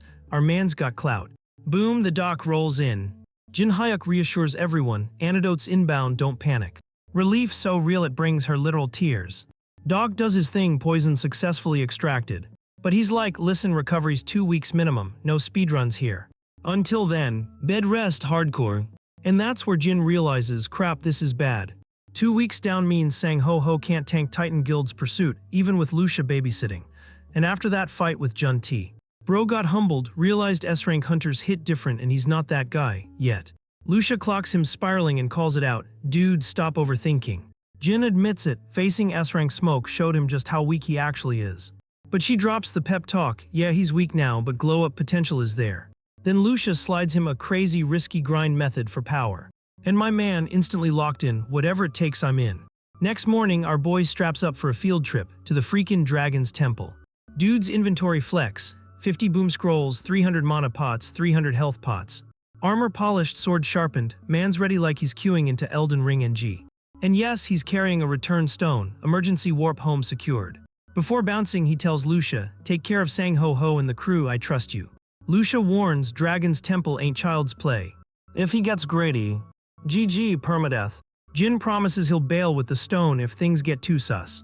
Secretary Lee meanwhile blames herself, apologizing like she caused this whole suicide mission. Jin reassures her, "Now I want revenge too, don't stress." Then to Lucia, "You're all I've got, hold it down till I'm back." He's dead set, come back stacked no matter what. Arrival at Dragon's Temple, Lucia's warning still echoing. Don't get greedy, dip once you feel strong enough. But Jin, he ain't about safe play. His mission's crystal clear. Not leaving until he's cracked enough to solo an S rank. He treks for ages, sees nada, kinda sus did he miss a turn. Then flash area lights up, revealing creepy armored suits. At first they look like museum props. But now the vibes scream danger. Yep, enemies confirmed. Instead of panic, Jin's grinning. Finally, the grind bosses I signed up for. Battle kicks off. They look tanky but stats are mid. Jin notices the cheat code, weak point equals core. Break the core, delete the mob. So now he's chilling, not sweating at all. Because he's got the perfect counter weapon. Our boy pops off electricity explosion AoE style. All cores fried in one shockwave. Man even wonders, bet these tin cans taste that lightning back at Titan Guild HQ. Cutscene flips. Titan Guild office. Han Yang Suk is fuming. Dude's blood pressure rising thanks to Jun Ti fumbling what should have been a tutorial level capture.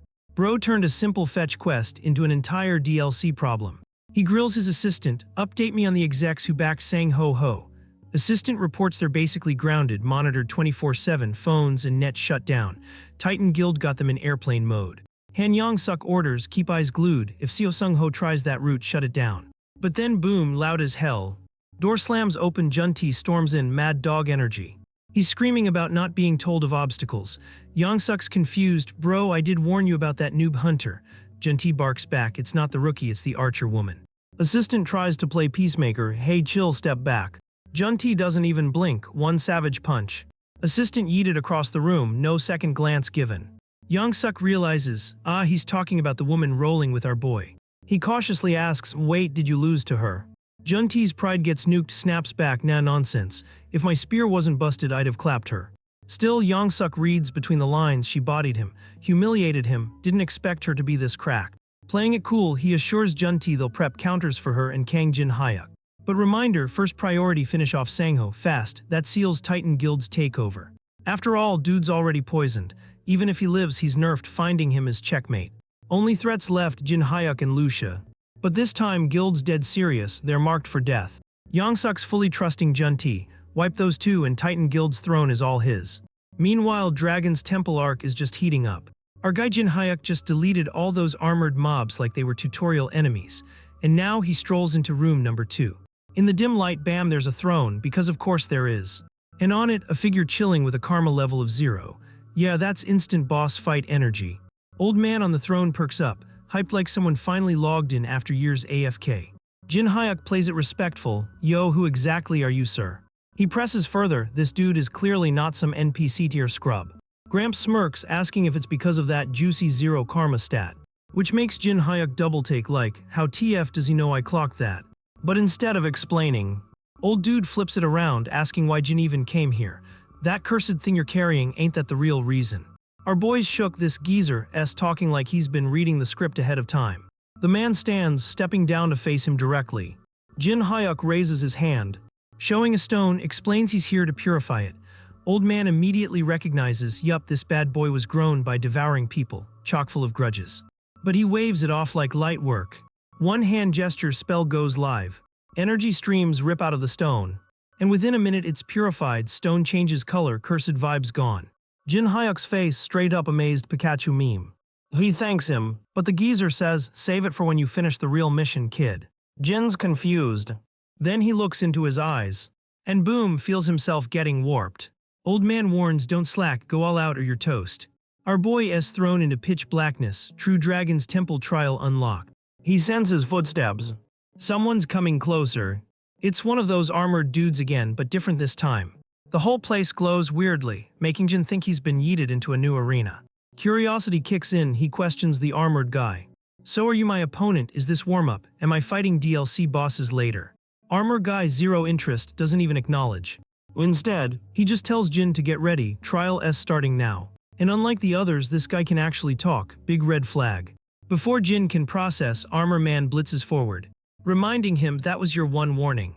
Cutscene swap back to the neighborhood. A squad of dudes is Naruto running across rooftops. Dripped out in futuristic black masks and hoods, looking like rejected cyberpunk NPCs. One of them apologizes couldn't find Jin Hyuk's house. Address exists but house, nada.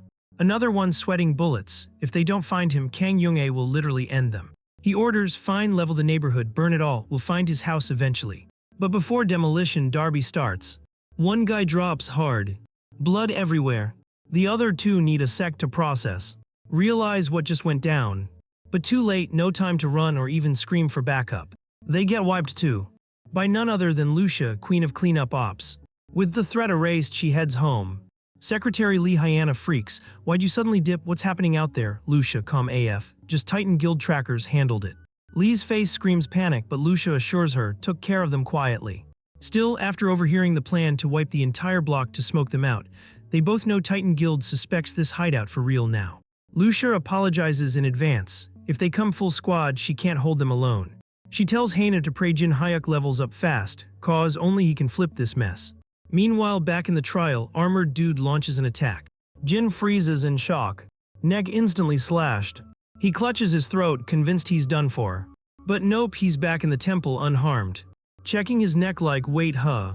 Old man laughs, explains it's a virtual space. Death there ain't permanent, relax.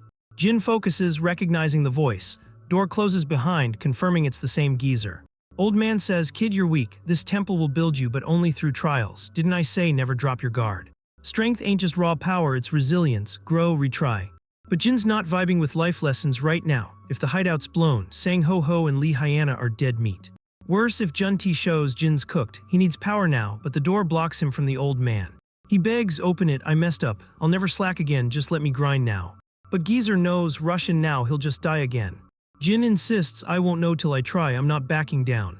Old man shakes his head, kid's desperate even after dying once. Respect. Jin fires back, if I was scared of death, I wouldn't have started this. Old man actually chuckles, spirit's got flavor. He bends the rules, grants him another shot. Jin's warped back into the virtual space. Round 2 fight. Armor guy even praises him, coming back after tasting death. Jin admits he was careless before, but this time, not gonna be a highlight reel.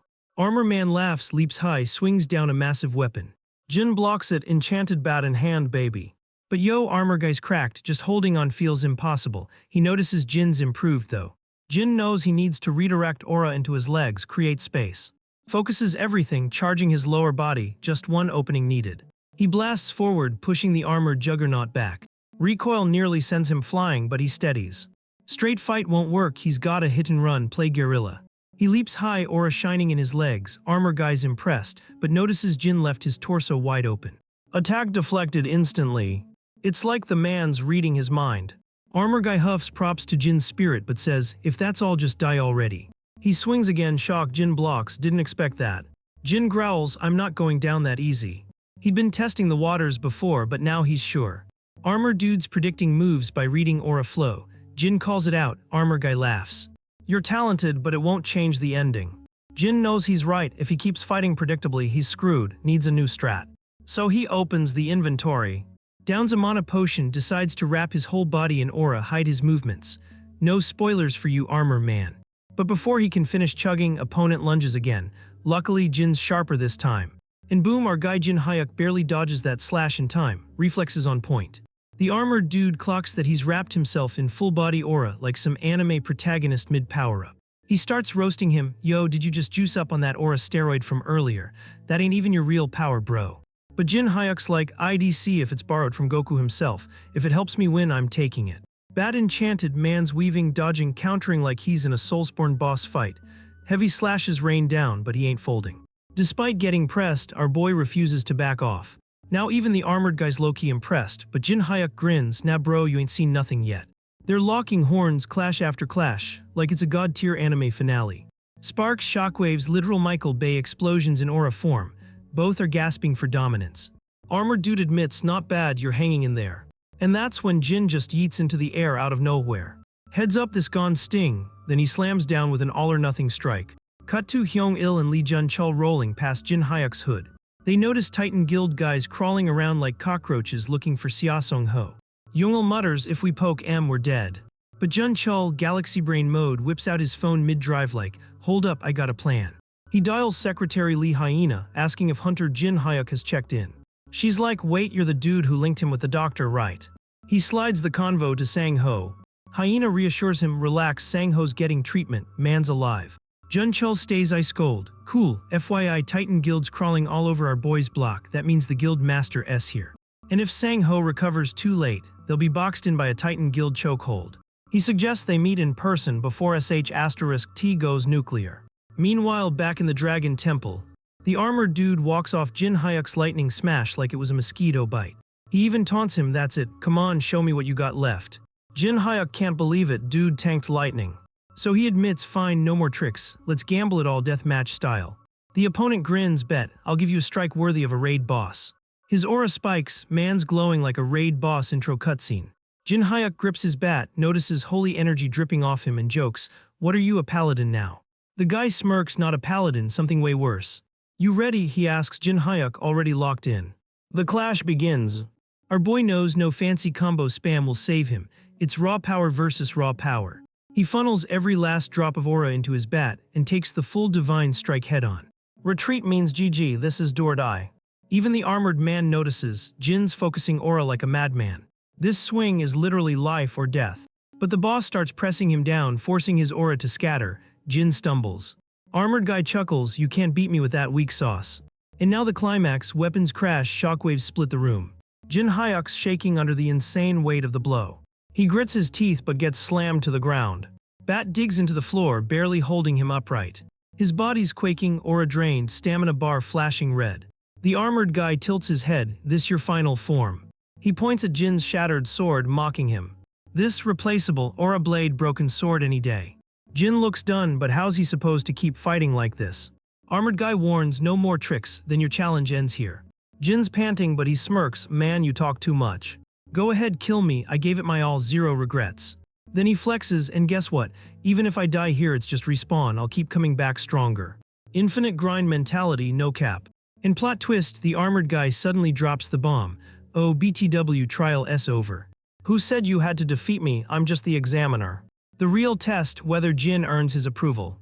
Jin's eyes go wide, wait, did I pass? Turns out, yeah, he actually passed, though he still needs work. Flashbang reveal, the armored knight morphs back into the old throne dude. All along it was him testing Jin. He praises Jin's potential but dunks on his personality. Bro, confidence not equal to recklessness. Still, he's impressed. Jin cuts in, wait, so it was you, but the old man hushes him. Since he wants power, the geezer explains. Aura is divine-rooted power, meaning the trick is simple, connect to the divine. He slaps a hand on Jin's head like a priest blessing a disciple. I like your grit, kid, use this gift wisely. Before Jin can process, he gets Ice Guy teleported again. He opens his eyes to see a giant freaking dragon. The dragon rumbles, don't freak out, you've been chosen, I'm here to grant you power. Officially, Jin Hyuk is now stamped as trial clear, divine DLC unlocked. Streams of divine energy pour toward him. The dragon insists, take it, this is the grave of a god and he's vibing with you, accept it. Jin's scared but can't hide the truth, he's about to wield divine power. Meanwhile, Lee Jun-chul finally reaches Jin's place. Lucia's inside, pacing, stressing hard, he's late, too late, did something happen? Anxiety maxes out when she senses a ripple in the air. A dungeon gate opens right there in front of her. That can only mean one thing, Jin Hyuk cleared the trial. She inspects it and nearly faints. The aura radiating out is insane. Footsteps echo. Our boy Jin Hyuk strolls out like he just got back from God Mode DLC. Lucia freezes, wait, is that aura him? No way, impossible, she's shook. Jin Hyuk notices and asks why she's so rattled. Her brain's racing, did he seriously survive all the Dragon Temple's trials?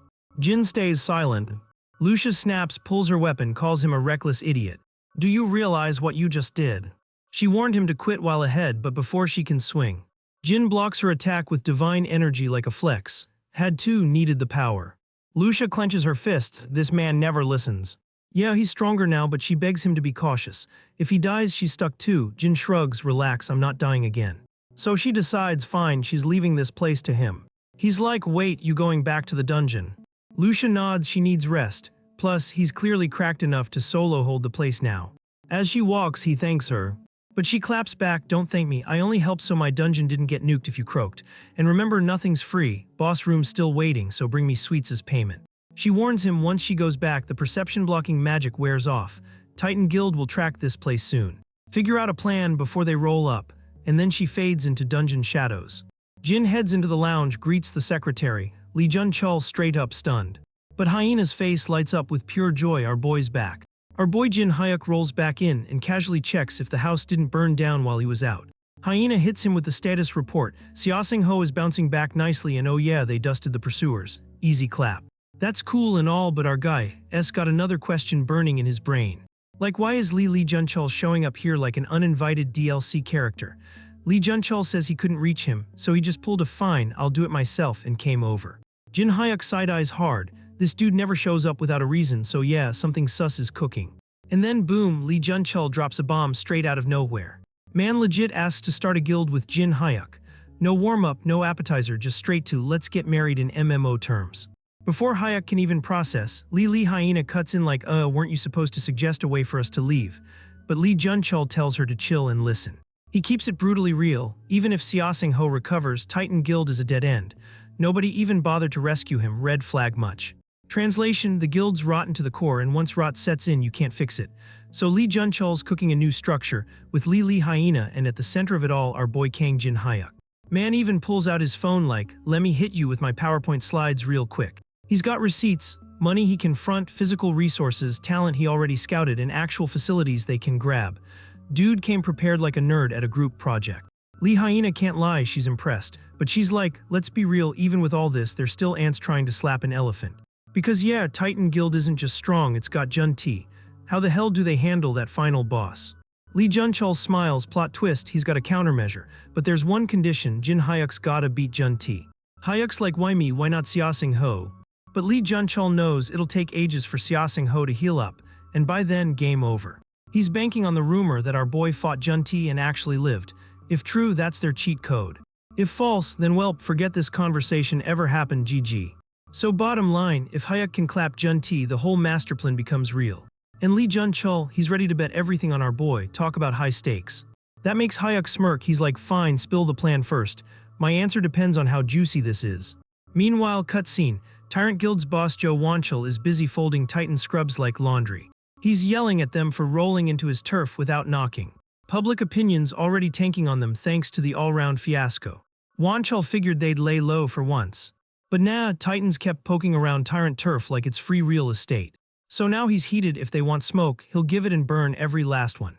Back to Hyuk's crib, Lee Jun-chul unveils the big brain strat, use Tyrant Guild as their chaos nuke. Basically, fight fire with fire. Tyrant Guild's no joke either, led by Joe Wanchel, an S-class monster who can go toe-to-toe with Titan. But Lee Hyena reminds him they're still recovering from that all-round mess. Would they even risk open war now? Lee Jun-chul, confident AF, says getting them to fight is way easier than she thinks. Because Titan's been creeping into Tyrant territory hard. Other guilds dip toes in too, but Titan's basically cannonballed in. Just toss them an excuse and Tyrant will swing back instantly. Hyuk and Lee Hyena exchange a look. Their secret weapon might actually come in clutch here. Lee Jun-chul looks confused, so Hyuk brings up the Elrond incident. Yep, Tyrant's the one who leaked Titan's dark laundry. Now the puzzle pieces click for Lee Jun-chul. Titan acted like they knew everything because, well, they did, perfect excuse for war. So the grand plan, let Titan and Tyrant rip each other apart, then swoop in and decapitate the bosses, Han Yong-suk and Jun-T. Hyuk smirks again, he's in. That means the new guild idea is officially locked. Mythology flex time, he names it Pantheon, aka the Temple of Gods that wrecked the Titans. Subtle, right?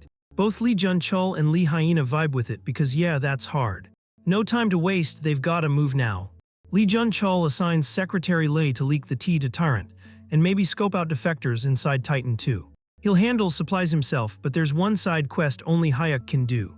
Since Seosing Ho's grounded, and while the guild war will distract Titan eventually, they need a diversion now. Hyuk thinks he's got it covered. Cutscene back in Hyuk's neighborhood. Titan's thugs just tracked down Hyuk and Lee Hyena. They're closing in, reporting movement towards Sector D. Meanwhile, D-Yoon's on the rooftop, scoping the whole scene like Batman light.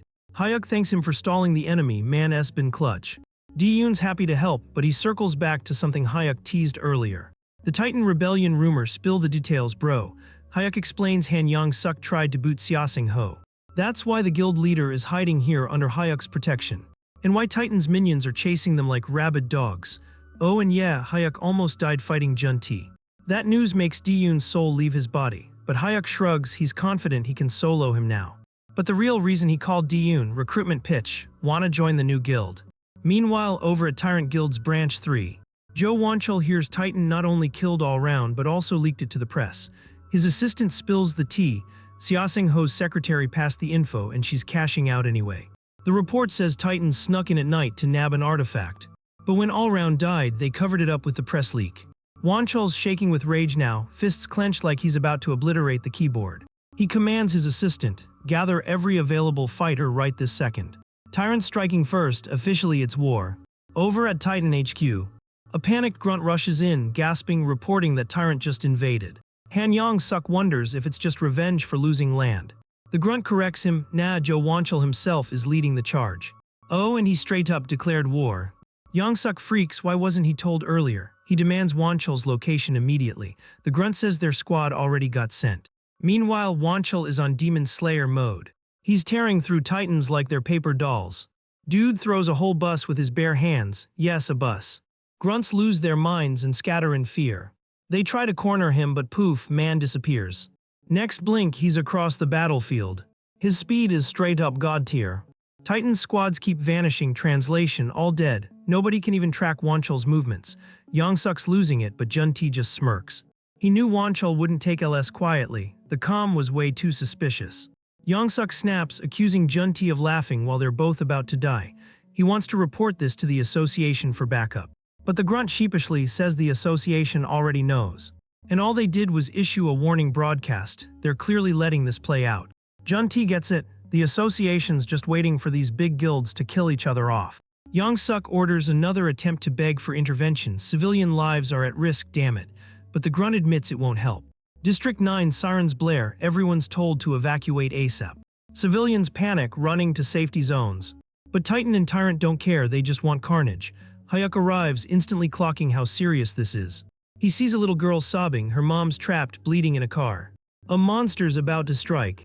Hayek swoops in like an anime superhero and saves her. He then tells Lee Hyena, evacuate civilians and spread the word, protecting people is priority 1. Breaking news alert, Guild Pantheon's first mission is live. Objective, protect civilians at all costs. Word spreads fast, the new guild has entered the game. Yang-suk overhears and is like, Pantheon, who TF is that? Jun-Ti shrugs, probably just some mid-tier nobodies trying to flex during the chaos. Either way, they still gotta deal with Tyrant.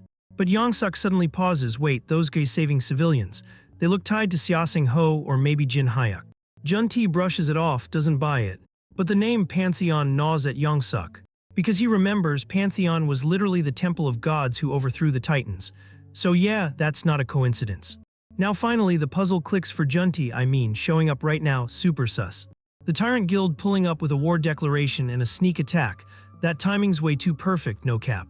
So obviously the only explanation is that Sang Ho, or our boy Jin Hayek's been pulling the strings behind Tyrant this whole time.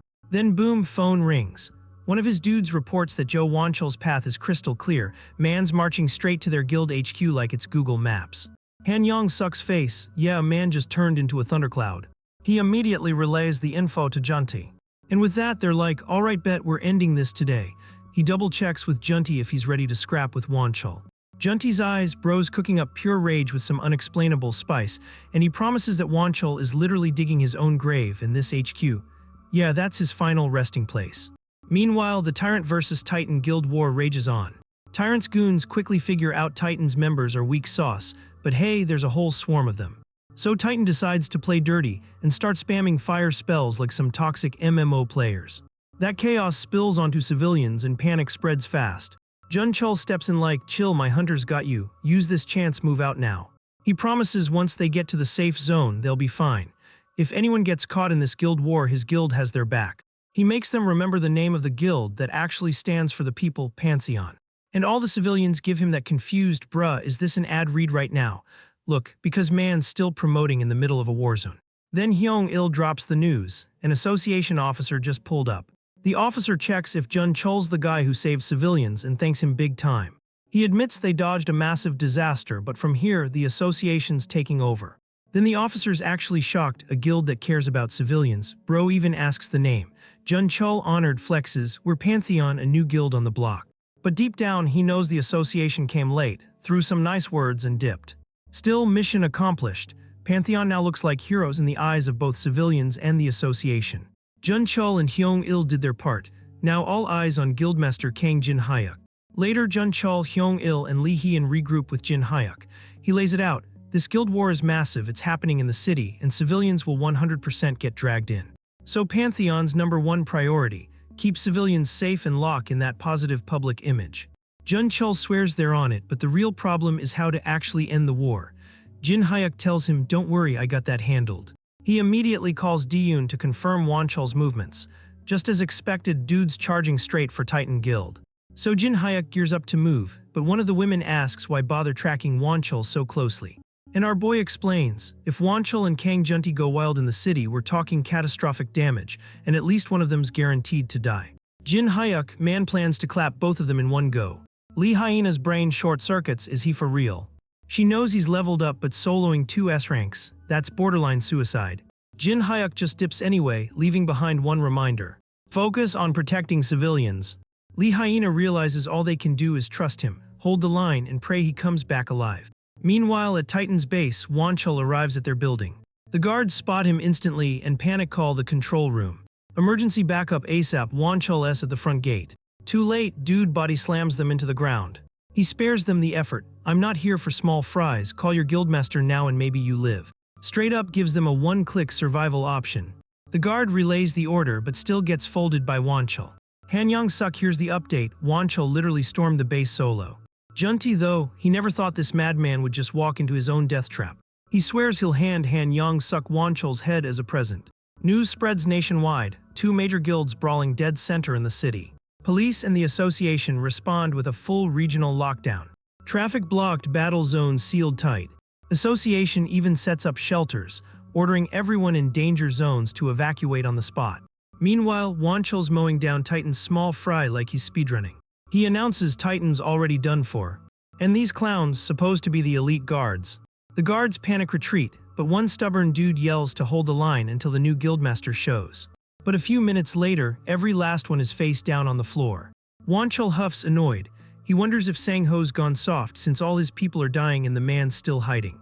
He screams out for Sang-ho to come face him. Instead, Junti rushes in. He demands, who said you could run wild here? Wan Chul freezes, wait, you, what are you doing here? Junti drops the bomb, he's the new guildmaster now, and punctuates it with a shove. Wan Chul's confused out of his mind. Then where's Sang-ho?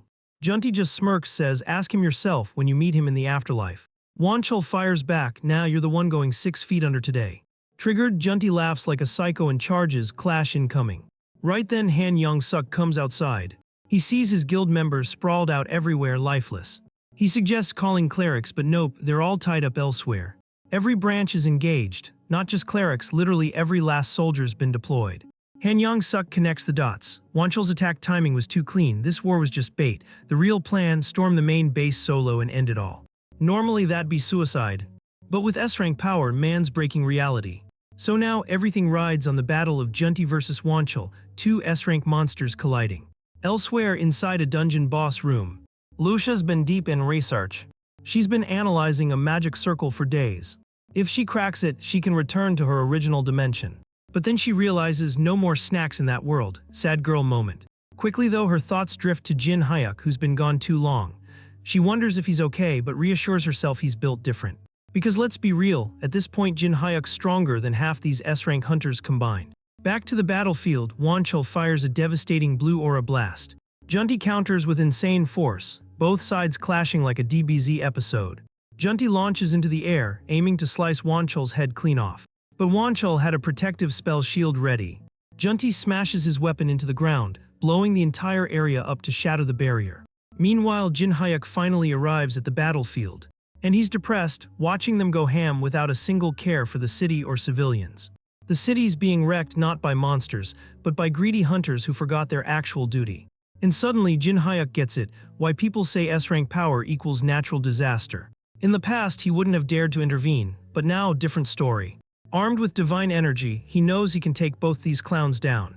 Junti and Wanchul keep clashing weapons non-stop.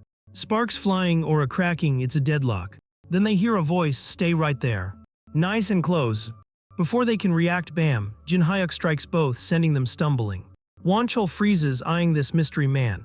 Jin Hyuk casually greets Junti, mocking him. Junti squints, isn't this the same loser who got stomped and ran away? But Wanchul's different. He studies Jin Hyuk carefully, this new energy radiating off him feels dangerous.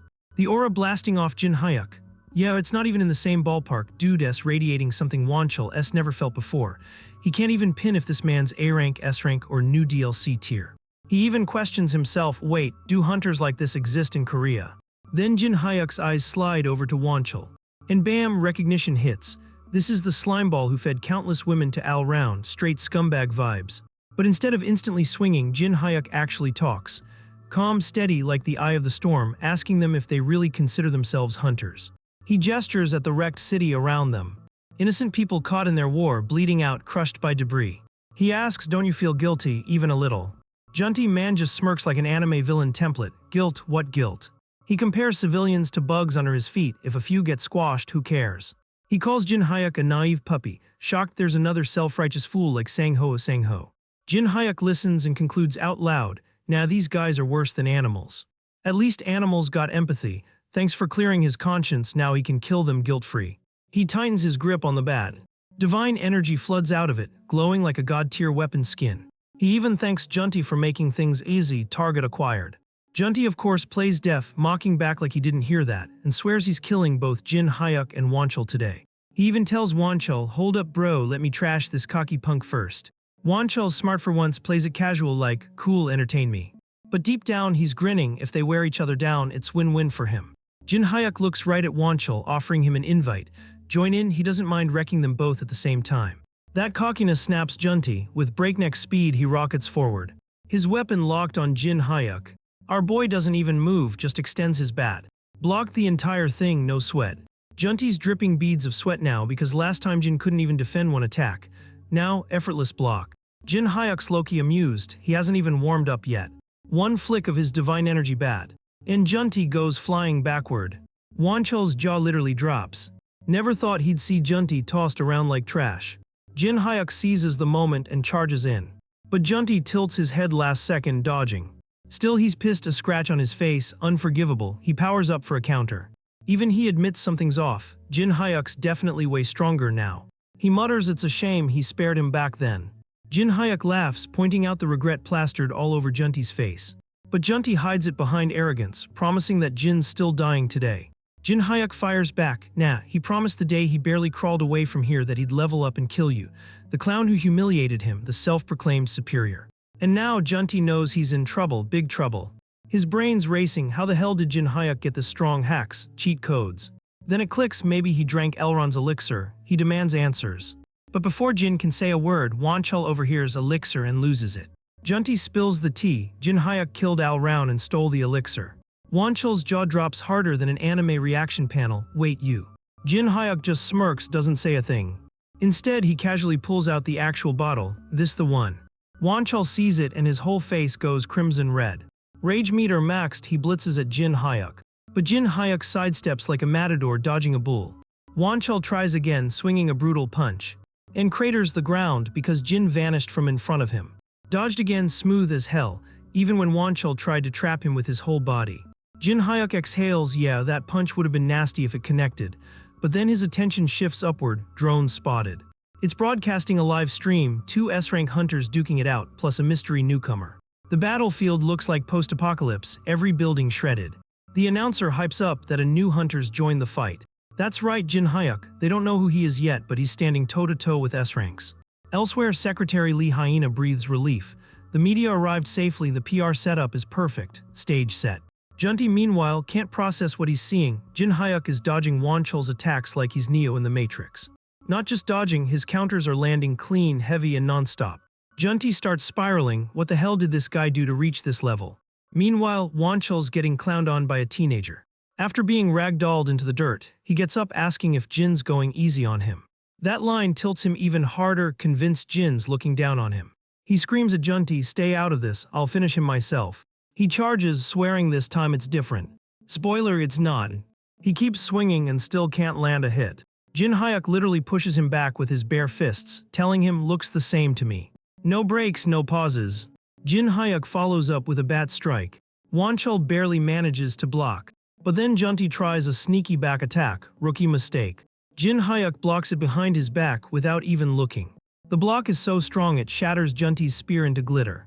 Now Junti's panicking, our MC is coming straight for him. Just the shockwave of his swings makes him collapse. Wonchul finally breaks character and suggests they team up. Yeah, dude's begging for an alliance against Jin Hyuk. Junti doesn't trust him, threatens to kill him if he betrays. But Wonchul yells, shut up and take position, only chance is combining forces.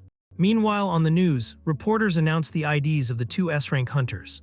But they've got zero info on the new guy, our boy Jin Hyuk, and Titan's guildmaster is still MIA. Cue the reveal. Sang-ho slowly opens his eyes in his room. First thing he does, gets dressed, priorities man. Bro cares more about his guild's image than his actual health. After suiting up, he looks for Hina, confused where she went. She meanwhile gets a call en route to the war zone. She's floored hearing Sang-ho is finally awake. She fills him in on everything. He asks her location. She admits she's heading straight into the war zone, and casually drops that Jin Hyuk formed a new guild and she's part of it now. That info overload smacks Sang-ho right in the face.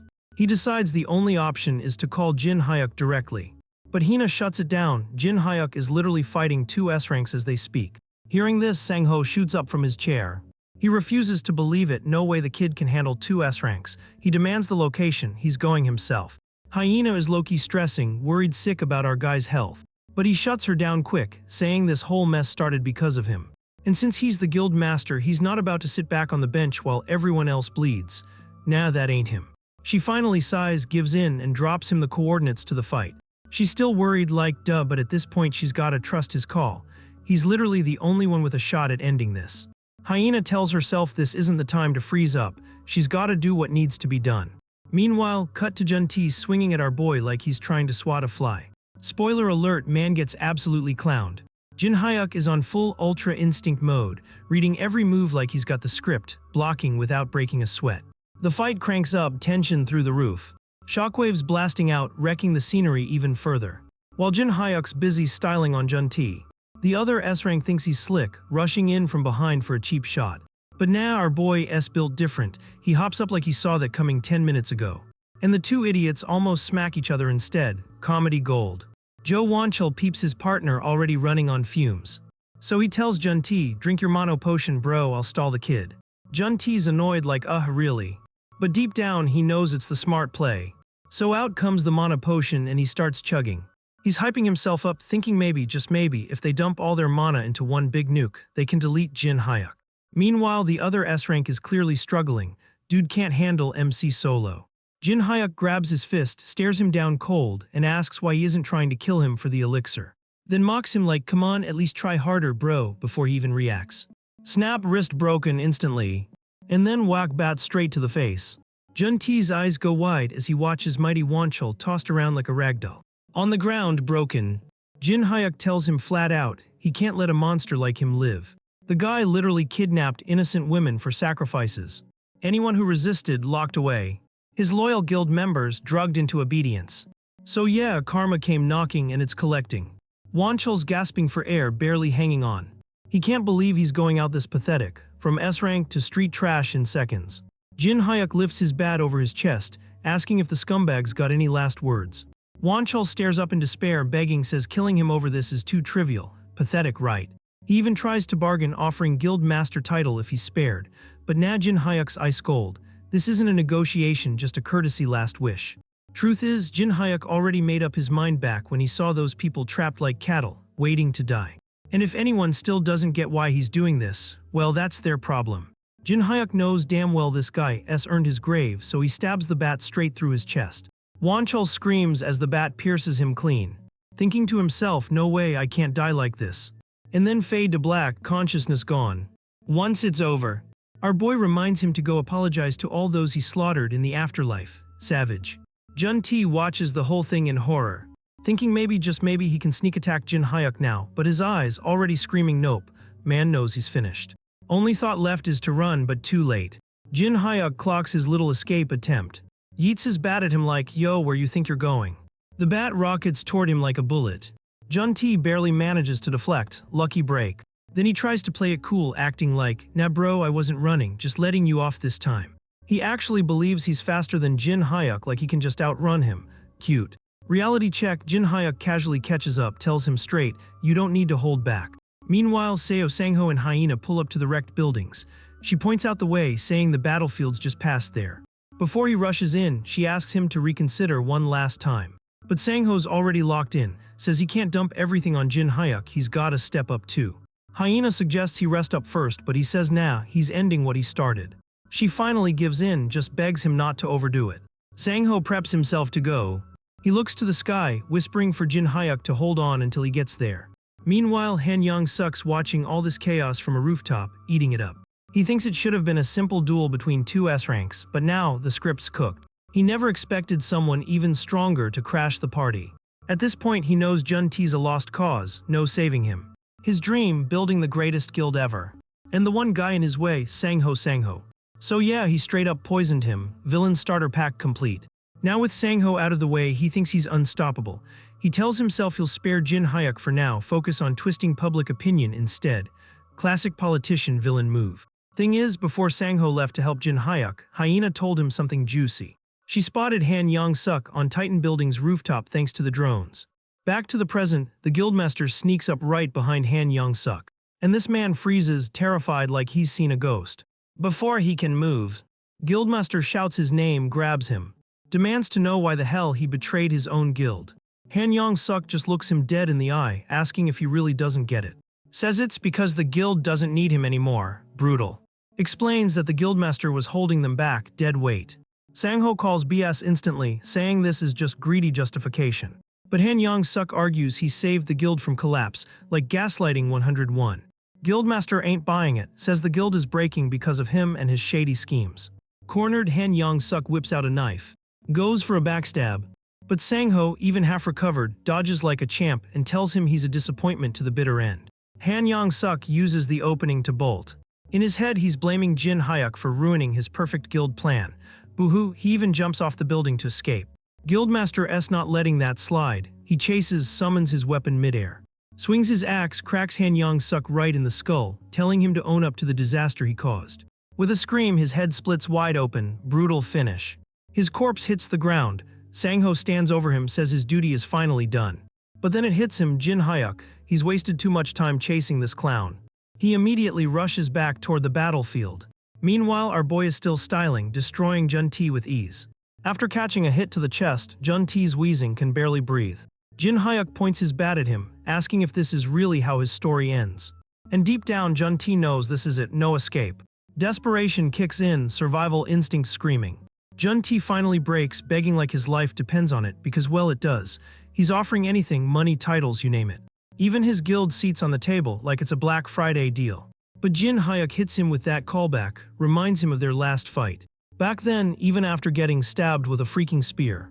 He never begged once, just kept swinging till the end, built different. Meanwhile, this S-rank's groveling like a dog. So Jin Hyuk lays it down, if you really want a life, you fight for it till your last breath. No crying, no begging, and before dude can even stammer. Boom, head clean off, like it was never there. Another S-rank bites the dust. MC just stands in silence, soaking in the carnage. Thinking damn, he actually took down S-rank hunters solo with his own hands. Then Jin Hyuk, he hears Sangho's voice cutting in, asking if he's hurt. He's shook, Guildmaster's alive and kicking. Bro, when did you wake up? Guildmaster says chill, he's been awake for a while and patched up, then asks what the hell went down here. Jin Hyuk shrugs, long story. He admits he just got lucky enough to level up, and thanks to that, wiped S-ranks off the map. Guildmaster still can't process how he got that up so fast. Our boy notices the confusion, promises he'll explain later. Right now, priorities. Like fixing the city they just turned into a crater. Sangho says don't worry, he and Hyena will handle cleanup. What matters is Hyena already sent him word. The association wants to meet Jin Hyuk.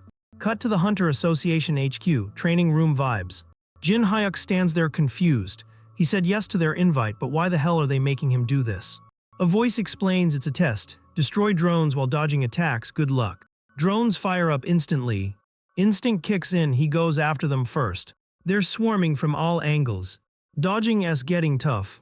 But compared to dunking on two S-ranks earlier, this is child's play.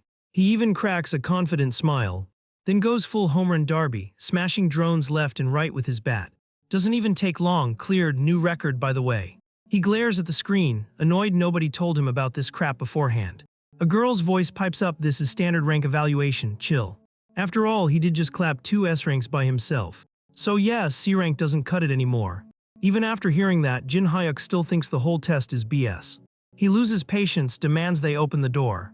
She tries calming him down. No dice, he's walking to the door anyway. She panics, yelling he can't leave before the test is done. But Jin Hyuk don't care. Bang, one bat swing and the door is history.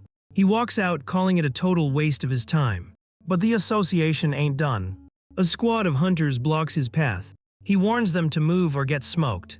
They've seen his power, nobody thinks he's bluffing. They all glance at their leader for orders. Leader hesitates, bad move. Jin Hyuk's about ready to bury them. Suddenly a voice behind says stop. All the hunters bow instantly, calling the man chairman. Jin Hyuk turns. It's no Tisu, the chairman himself. Jin Hyuk greets him, asks why the chairman of all people summoned a measly C rank. Chairman apologizes, sees he's heated. Explains he called him here because someone wanted to meet him. And that someone, the strongest hunter in South Korea, Kyun Sang-ho. Even Jin Hyuk's jaw drops, #1 hunter live and in person. Dude walks up, dripping style, aura maxed out. Our boy wonders why someone like that would want to meet him. Kyun steps forward, extends a handshake, almost feels like a fan moment. Jin Hyuk asks why. Kyun says he watched the fight footage with the 2 S ranks. Compliments his performance, says he wanted to meet him face to face. Jin Hyuk thanks him, but come on, there's gotta be more. Sure enough, Kyun drops it, he wants a favor. Meanwhile, at Sangho's place, he and Hyena are sipping tea. She briefs him, remnants of Tyrant Guild and Titan Guild just merged into Pantheon Guild, association approved. She's sorry she couldn't save their guild. He says disbanding was the right move. Still, some regret shows. Thinking if he'd just listened more to his members, maybe this mess never happens. With that, he officially announces his retirement. Hyena slides him a contract, says retiring now would be a waste. He checks it, Pantheon Guild registration form, they want him in. Even their guildmaster thinks so. He asks if she's already part of it. She winks, confirms she's now with Pantheon. Back at HQ, Jin Hyuk and Kyun are standing face to face, about to throw hands. He finds it sus, first a test room, now a duel with Korea's #1. Meanwhile, the chairman and the girl watch live feed, stunned. She can't believe Kyun showed up himself. Chairman says they met earlier. After seeing Jin Hyuk's fight, Kyun said he finally found someone to fight beside, or maybe even rival him. Jin Hyuk asks why they're fighting. Kyun admits he doesn't even know, doesn't matter, our boy ain't backing down. Girl panics, asks Chairman if they're really letting this happen. Chairman laughs, says relax, it's just a spar. Back to the arena, Kyun summons his sword. Both hunters tell each other to give it their all. Jin Hyuk smirks, thinking he doesn't care about rank anymore. What he wants is payback for all the hell this man put him through. Meanwhile, Hyena gets a call, her face drops. Sangho notices, asks what's up. She says Kyun Sangho is about to spar with Jin Hyuk. He's instantly worried, why, what for, she doesn't know either. Both fearing Jin Hyuk's in danger. They head for Association HQ immediately. Back at the fight, both hunters stand locked, waiting for an opening. Girl asks Chairman for his prediction. And then boom, they charge, weapons collide, sparks flying. Chairman casually says the top hunters got this. But inside the fight, it looks even blow for blow, neither backing down. Both get pushed back, still standing. Jin Hyuk realizes Kyun's not like the other S ranks. He's a whole different tier. Our guy decides, nah, no warm-up rounds, no stat checks, we're skipping the tutorial, straight into full send. Boom, aura shockwave, flying straight at the top-ranked hunter like he's nuking the arena. But this dude just stands there chillin' like, so you serious bro, you going all in already? That little flex gives him the perfect excuse to get serious too. One clean slash, aura shattered like it was nothing. And he's instantly charging back in, counterattack mode unlocked. Man's mission, force our MC to show his real power. He wants to push him till he breaks, the classic, let me test your limits anime trope. Meanwhile, the girl watching from the sidelines is like, this is getting way too intense, should I call an ambulance now or later? Even our boy Jin Hyuk feels that top-ranker energy radiating off him, like standing next to a damn supernova. But instead of folding, Jin Hyuk swings his bat like he's Babe Ruth, grinning ear to ear. Fighting someone this busted, pure adrenaline.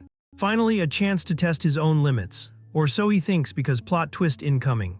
Kihyun suddenly cuts in like, yo, time out, we're not going any further. Our boy blinks, confused, the hell does that even mean? And then the unthinkable, the top-ranked hunter straight up admits he lost. Jin Hyuk's brain 404 error. He actually asks him to clarify because even the chairman is shook.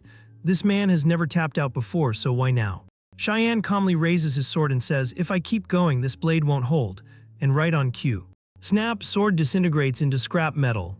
That's enough for the chairman, duel over.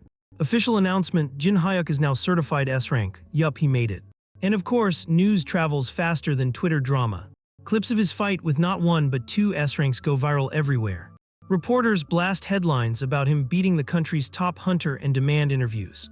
Even the loser himself owns up, yep, he lost. And he admits Jin Hyuk's destined to be the new face of Korea's hunter scene. That's some free PR right there. Meanwhile, our guy's like, "Wait, that's it, already over, I was just getting warmed up." Disappointed, he strolls out of the association. But Cheyenne calls him back, congratulates him on hitting S-class. Jin Hyuk thanks him, appreciates the interview hype, but asks the real question, why'd you actually do it? Cheyenne admits he just wants real comrades to fight alongside. And staging this duel was his way of proving Jin Hyuk's worth to the association. As he's about to leave, Jin Hyuk stops him with that anime rival energy. "Next time, don't hold back." Because yeah, he knows that sword was fake. As they walk away, our MC's brain is running laps. Cheyenne went easy, used a knockoff sword, maybe even boosted him so the association would notice. Either way, one thing's clear, he's still not strong enough. Later, parking lot vibes. Hyena screeches in with her car, brakes, crying for help. She leaps out, full panic mode, checking him for bruises. Sangho's right behind her, also stressing. They're both freaking out after hearing about the spar. The former guild master is fuming. "Spar, that was basically feeding you to the final boss." He even suggests filing a complaint, but Jin Hyuk, cool as ice. Instead of whining, he says he actually learned a lot. Fighting Chin brought back that crushing dragon temple pressure. He tells the crew, "Let's head back to the guild and talk there." That night, man finally feels peace. Rare moment of calm hits him. Constant fighting had him on edge, but for once he can actually breathe. Then boom, phone call, it's Lee Jun-chul, the guild manager. He checks in, worried after the Chin fight. Tells him not to burn out, power's cool, but staying alive as guildmaster is kinda important, no cap. Our boy appreciates it, promises he'll chill, then flips the convo, "So how's the guild?" Lee Jun-chul drops some good news, they officially absorbed Titan and Tyrant Guild's assets. Former rivals, now trophies. Plus they opened fresh hunting zones, swarming with activity. Guilds growing, holding territory strong. He invites Jin Hyuk to swing by soon. Our boy yes like bet. Call ends and Jin Hyuk just slumps, totally drained. He wants to rest, but responsibilities don't clock out. Instead, he heads to a dungeon, planning to link up with Cheyenne. First stop, dwarf craftsman's workshop. The guy greets him with pure salt. "You only show up when you need me." Jin Hyuk apologizes, asks for a weapon upgrade. Dwarf claps back about him always ghosting when given errands. MC explains himself, swears he'll make it up, then drops the bomb about sparring with Cheyenne. Dwarf instantly sees red, snatches the weapon. Demands if Jin Hyuk actually lost using the bat he forged. Man S offended on a spiritual level. But instead of rejecting him, Dwarf says he's lucky, he's been itching to try a new technique. Jin Hyuk tries to thank him, but Dwarf shuts it down. "This ain't charity, I'm proving myself." As Jin Hyuk leaves, he starts thinking about Lucia, been a hot minute since he saw her. Maybe she's got answers to something that's been bugging him. Hopeful, he heads deeper into the dungeon. But along the way, he gets that nagging, forgot something important feeling. Classic. He finally finds Lucia and she's pissed.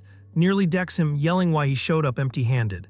Instead of excuses, Jin Hyuk says he was looking for her, asks if she's really been stuck here the whole time. Lucia nods, says she's been grinding on a magic circle, her one ticket back to her world. She's made progress, which grabs his interest. He asks if she's leaving soon. But Lucia sighs, not that simple.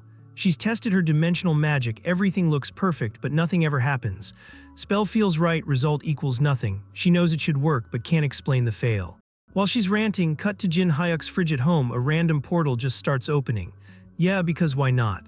Our boy, being a genius, heads to the supermarket to buy snacks so Lucia won't rage at him again. But as he's checking out, the cashier stops him, asks if he's Guildmaster Kang Jin Hyuk. He hesitates, confused, then admits it. She fangirls instantly, begs for a selfie. Suddenly, the whole store's taking pictures like he's a K-pop idol. Panicking, he apologizes and bolts out of there. On the way back to the cave, he realizes, damn, he's way more famous than he thought. Meanwhile, Dwarf reveals the new weapon, says it's god tier compared to the old one. Jin Hyuk grabs the bat, and instantly feels his mana being sucked dry. He suspects a flaw. Dwarf smacks him in the face for the insult. Explains it's made from all-round ore he purified earlier. Normally, monster ore keeps the monster's trait. Elrond's trait should have been life absorption, but purification flipped it into mana absorption. So yeah, draining his mana equals working as intended. Don't worry, it'll cap out eventually. And right then the bat stops sucking, max capacity reached. Dwarf says he can now unleash that stored mana anytime. Jin Hyuk aims at a statue, swings casually, and unleashes a mana shockwave like a damn spirit bomb. Even the dwarf's impressed he pulled it off first try. Jin Hyuk thanks him for the upgrade. Old man waves it off, just give him booze. As they're talking, dwarf asks where he's headed next. Jin Hyuk says he's off to see Lucia. The dwarf's face drops, man clearly hates her. Our boy notices and asks why. Dwarf goes serious, says it's a long story. Only reason they tolerate each other is because they literally have no choice. And here comes the lore bomb. Dwarves and elves. Been beefing since forever. According to the dwarf, elves straight up sold their own people to dragons. Yeah, that's messy. Jin Hyuk hears this and his jaw basically drops. Now he finally understands just how deep this race war runs. Later he meets up with Lucia. As usual, she greets him with max volume screaming, "Where the hell have you been?" He claps back, asking why she told him to meet at the temple when she's always chilling in the boss room. But instead of answering, she's like, "Look around you, genius, the entrance temple gone." Our boy spins in confusion. And sure enough, it's actually missing.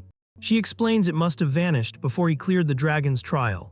While poking around, she also discovered a dimensional teleportation magic circle. And get this, it's even more advanced than the one the mage had in the boss room. Lucia smirks, asking if he knows what this really means. He catches on quick, study the circle and boom, maybe he can go back to his original dimension. But there's a catch, she can't activate it alone. Even if they finish it, she'll need his help. Translation, bros gotta learn magic. Jin Hyuk double checks like, wait, are you seriously saying I gotta study magic from you? She confirms, yup, because the circle eats mana like crazy. Her mana pool alone won't cut it. Even with his help, she's not sure it'll work.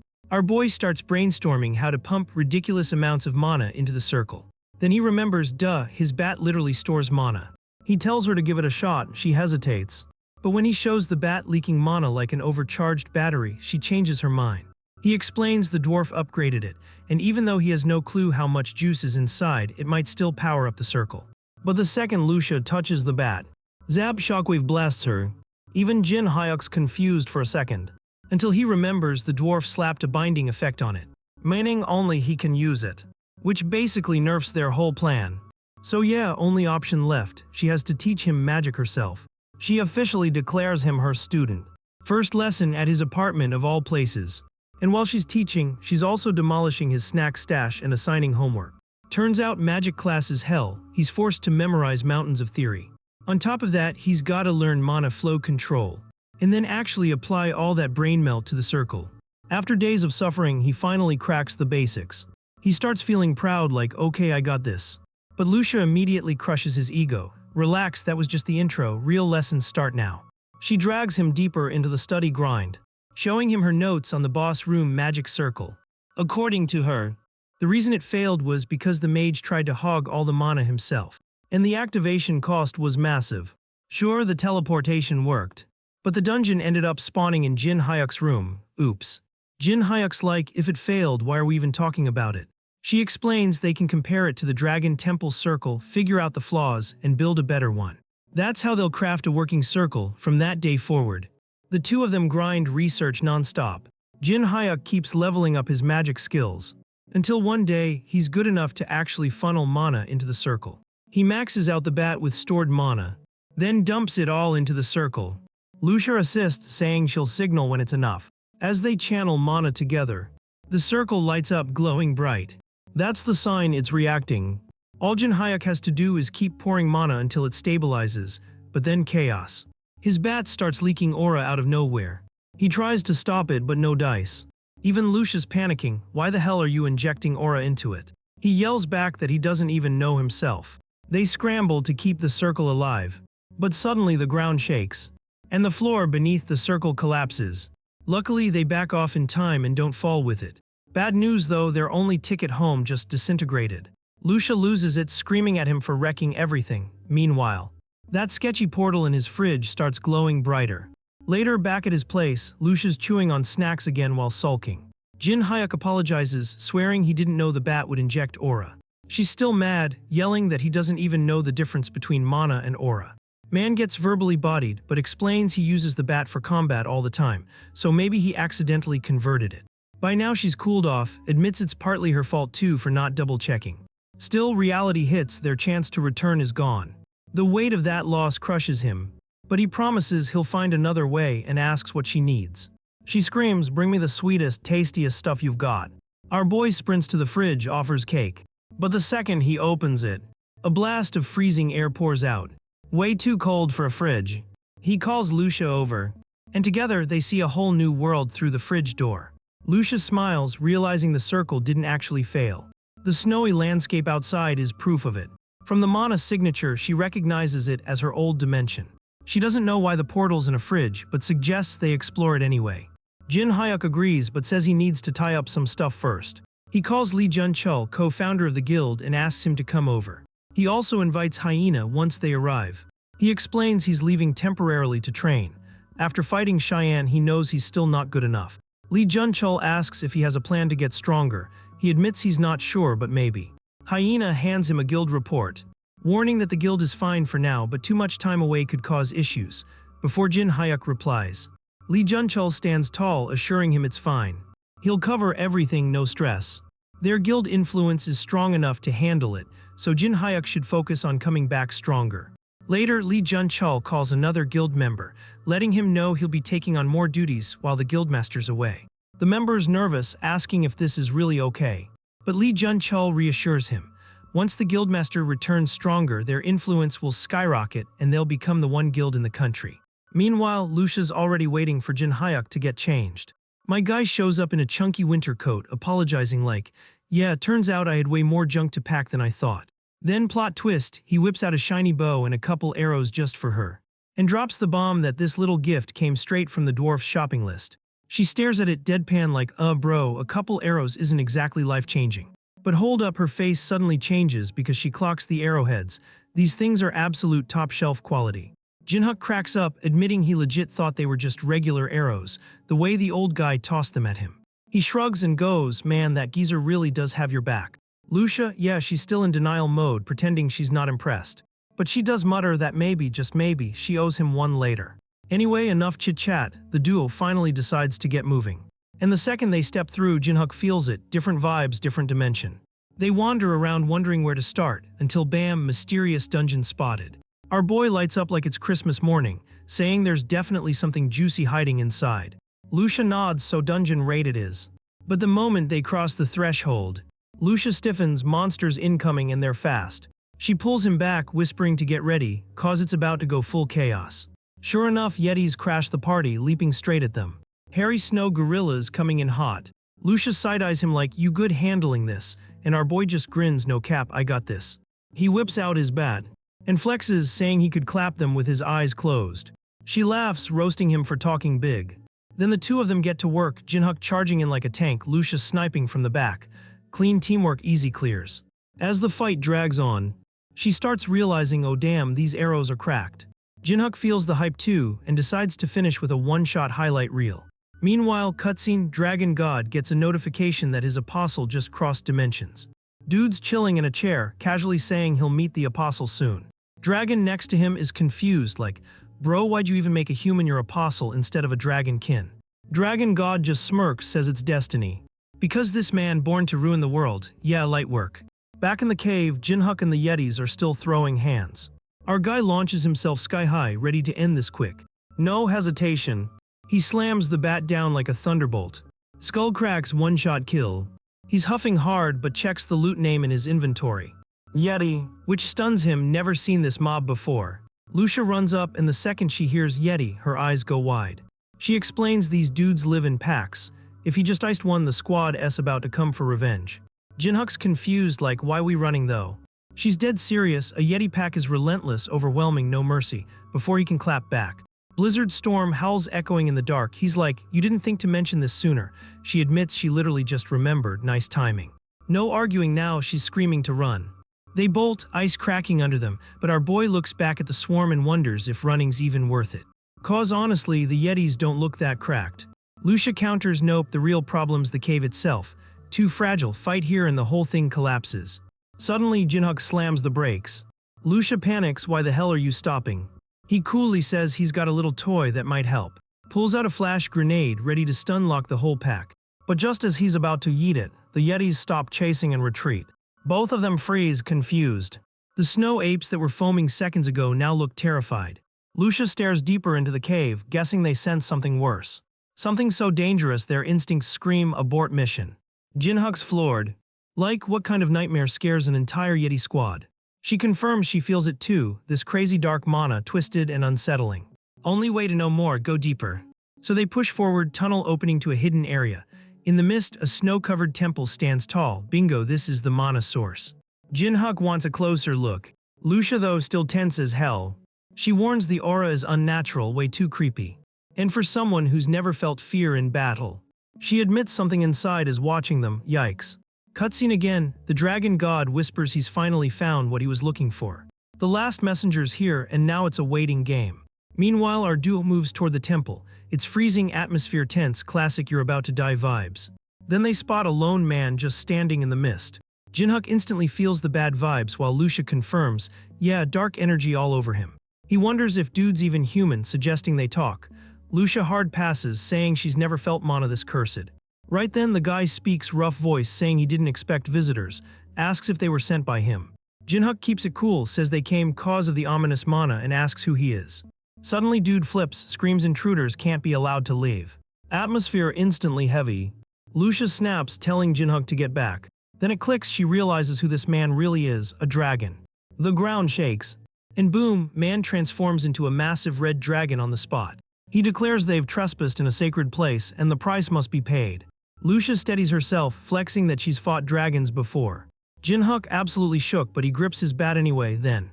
Everything freezes, the wind, the fire, even Lucia and the dragon. Time itself just stops. Jinhuk is confused as hell.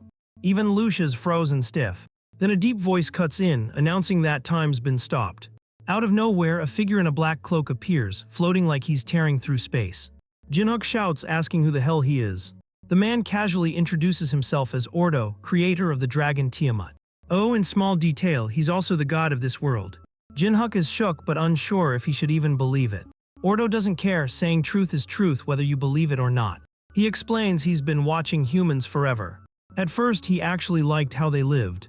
But then humans being humans, they started fighting each other, which spiraled into straight-up destruction. Ordo drops the lore dump. He didn't want humans nuking themselves into extinction. So the guy just said, fine, I'll be God then, casual flex. He cooked up monsters so humanity would have a common enemy. And juiced people with hunter powers so they could clap back.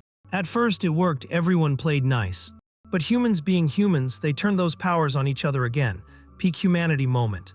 Ordo even calls out Jinhuk, saying bro's guilty of the same energy. He adds that our boy was never supposed to be this cracked, and that to become his apostle he was supposed to suffer way more trials. But oops, the plan went south, caused some interdimensional glitch, ruined everything. Turns out a busted magician yeeted a dungeon right into Jinhuk's room, which let him level up way earlier than the script called for. Ordo even tried deleting that dungeon when Jinhyuk first stepped in, but the dragon god inside firewall blocked him, so he rage quit. Thanks to the dungeon's weird effects, Jinhuk went ghost mode until the dragon god's presence faded. Now Ordo can finally stand face to face. Then he casually drops, BTW, I marked you as my apostle ages ago. His big plan, make Jinhuk the ultimate humanity bodyguard. The guy who brings peace and sits at the top like king of the hill. He even offers him the job again, saying it's his destiny slot. But yeah, if he says no, death penalty for trespassing. Our boy takes a beat, then calmly says nah. He admits once upon a time he wanted that destiny grind, but he's not signing up for Ordo's cult. He claps back like, you watched me suffer, never helped, and now you want me to kneel. Manipulative much. Jinhuk declares he'd rather die fighting than be somebody's puppet. Respect. Ordo just laughs, roasting him for being too dumb to see the bigger plan. Then flips tactics, floating up, saying if Jinhuk won't join, there's plan B. And here's the main event, Tiamat. A creature built after capturing some ancient dragon from another world. His masterpiece. Supposedly unstoppable, hunters and monsters alike get folded. Ordo plans to use it to nuke everything and rebuild a kumbaya utopia with only peace-loving NPCs. And Jinhuk, congrats, you're the test dummy, first sacrifice. Our boy doesn't even blink. He grits his teeth and basically says, run it. Then he charges straight at this dragon-like monstrosity. Yup, borderline suicide mission. Ordo's impressed with the guts but shrugs it off as pointless. Meanwhile, cutscene underground, a dwarf is hammering away at some shiny new armor. He mutters that it took longer than expected since the old gear was trashed, remembers Jinhuk and jokes that dude better bring him top-shelf booze as payment. He reminisces back then Jinhuk was weak sauce. But slowly, he turned into one of the continent's biggest powerhouses. With a little help from that loudmouth elf too, of course. He chuckles, wondering what chaos they'll drag back this time, maybe even a dragon. Back in battle, Ordo snaps his fingers. The monster goes live, eyes glowing, muscles flexing like it's on roids. Lucia finally wakes up and realizes, oh hell no. She screams at Jinhuk to be careful. Tiamat immediately breathes out a massive fire nuke. Jinhuk tries to dodge, but nope, too fast. He gets swallowed whole. Lucia loses it, screaming in despair. Ordo smirks, mocking him for that big hero speech just to get instantly. But then a voice growls from inside the dragon's mouth. It's Jinhuk, man's alive, forcing the dragon's jaws open from the inside with raw strength. The beast roars in pain. Lucia cries out in relief, asking if he's okay. Jinhuk smirks, saying of course, and he vows he won't let Ordo wreck this world. No matter the cost, he'll stop him. Ordo laughs again, amused, saying fine, let's see how long you last. But he warns the only thing waiting at the end is despair. Meanwhile, Hyena gets a call from the guild co-founder. He drops the news, the association's issuing a mandatory summons. She's confused, asking why. But he admits he doesn't know exactly, just that dungeons are popping up all over the city, even in their turf, so they need guild backup. Hyena hangs up and says she'll alert the squad ASAP. Sang-ho asks what's up, so she spills. Tons of gates just spawned in Region 9. Oh, and guess what? That's basically next door to Jinhuk's crib. Meanwhile, our boy is still half-baked inside Tiamat's mouth. Lucia panics he'll burn alive if he doesn't bust out soon. Jinhuk struggles to pry free, but the dragon's bite force is insane. Suddenly, pew, the elf lands a headshot arrow. The dragon screeches in pain, opening its maw just enough for Jinhuk to slip out. But the beast shrugs it off, yeah, arrow didn't even scratch. Jinhuk falls hard to the ground, and the dragon dives after him, furious. He scrambles up, groaning that the thing won't even give him a breather. The dragon slams down with full force, trying to crush him. Lucia fires another arrow in desperation. But the dragon spots her, whips its tail, and smacks her across the field like a ragdoll. Jinhuk realizes how busted this monster is. It sent her flying with just one hit. With her down, the dragon zeroes back in on him, pressure sky high. Our boy knows it's all or nothing now, time to unleash everything. Ordo smirks, disappointed, thinking it's game over anyway. He commands the dragon to finish him, but something's off. Even with all its strength, Tiamat can't crush him. The dragon is shook. How is a mere human resisting its full weight? But Jinhuk is pushing back, channeling the dragon temple's power. He roars, unleashing it all at once. The force actually makes Tiamat recoil. Even Ordo can't believe what he's seeing. He refuses to accept that this is the dragon god's power manifesting. Cutscene again, the dragon god rises from his throne. Saying it's finally time, his apostle has awakened. He steps forward, vowing to settle this ancient grudge. Back in Ordo's dimension, he feels the shift instantly, dragon god inbound. Jinhuk feels it too, shocked at how overwhelming the dragon god's energy is. He even sees the dragon mark glowing on his wrist. Ordo notices it as well, sweating. Did the dragon god really make him apostle? He knows he has to end this before the dragon god shows up, so he orders Tiamat to finish him now. The dragon obeys, and fires another massive inferno straight at Jinhuk. But this time, the flames don't scare him at all. He's so juiced up he thinks he can actually clap this dragon.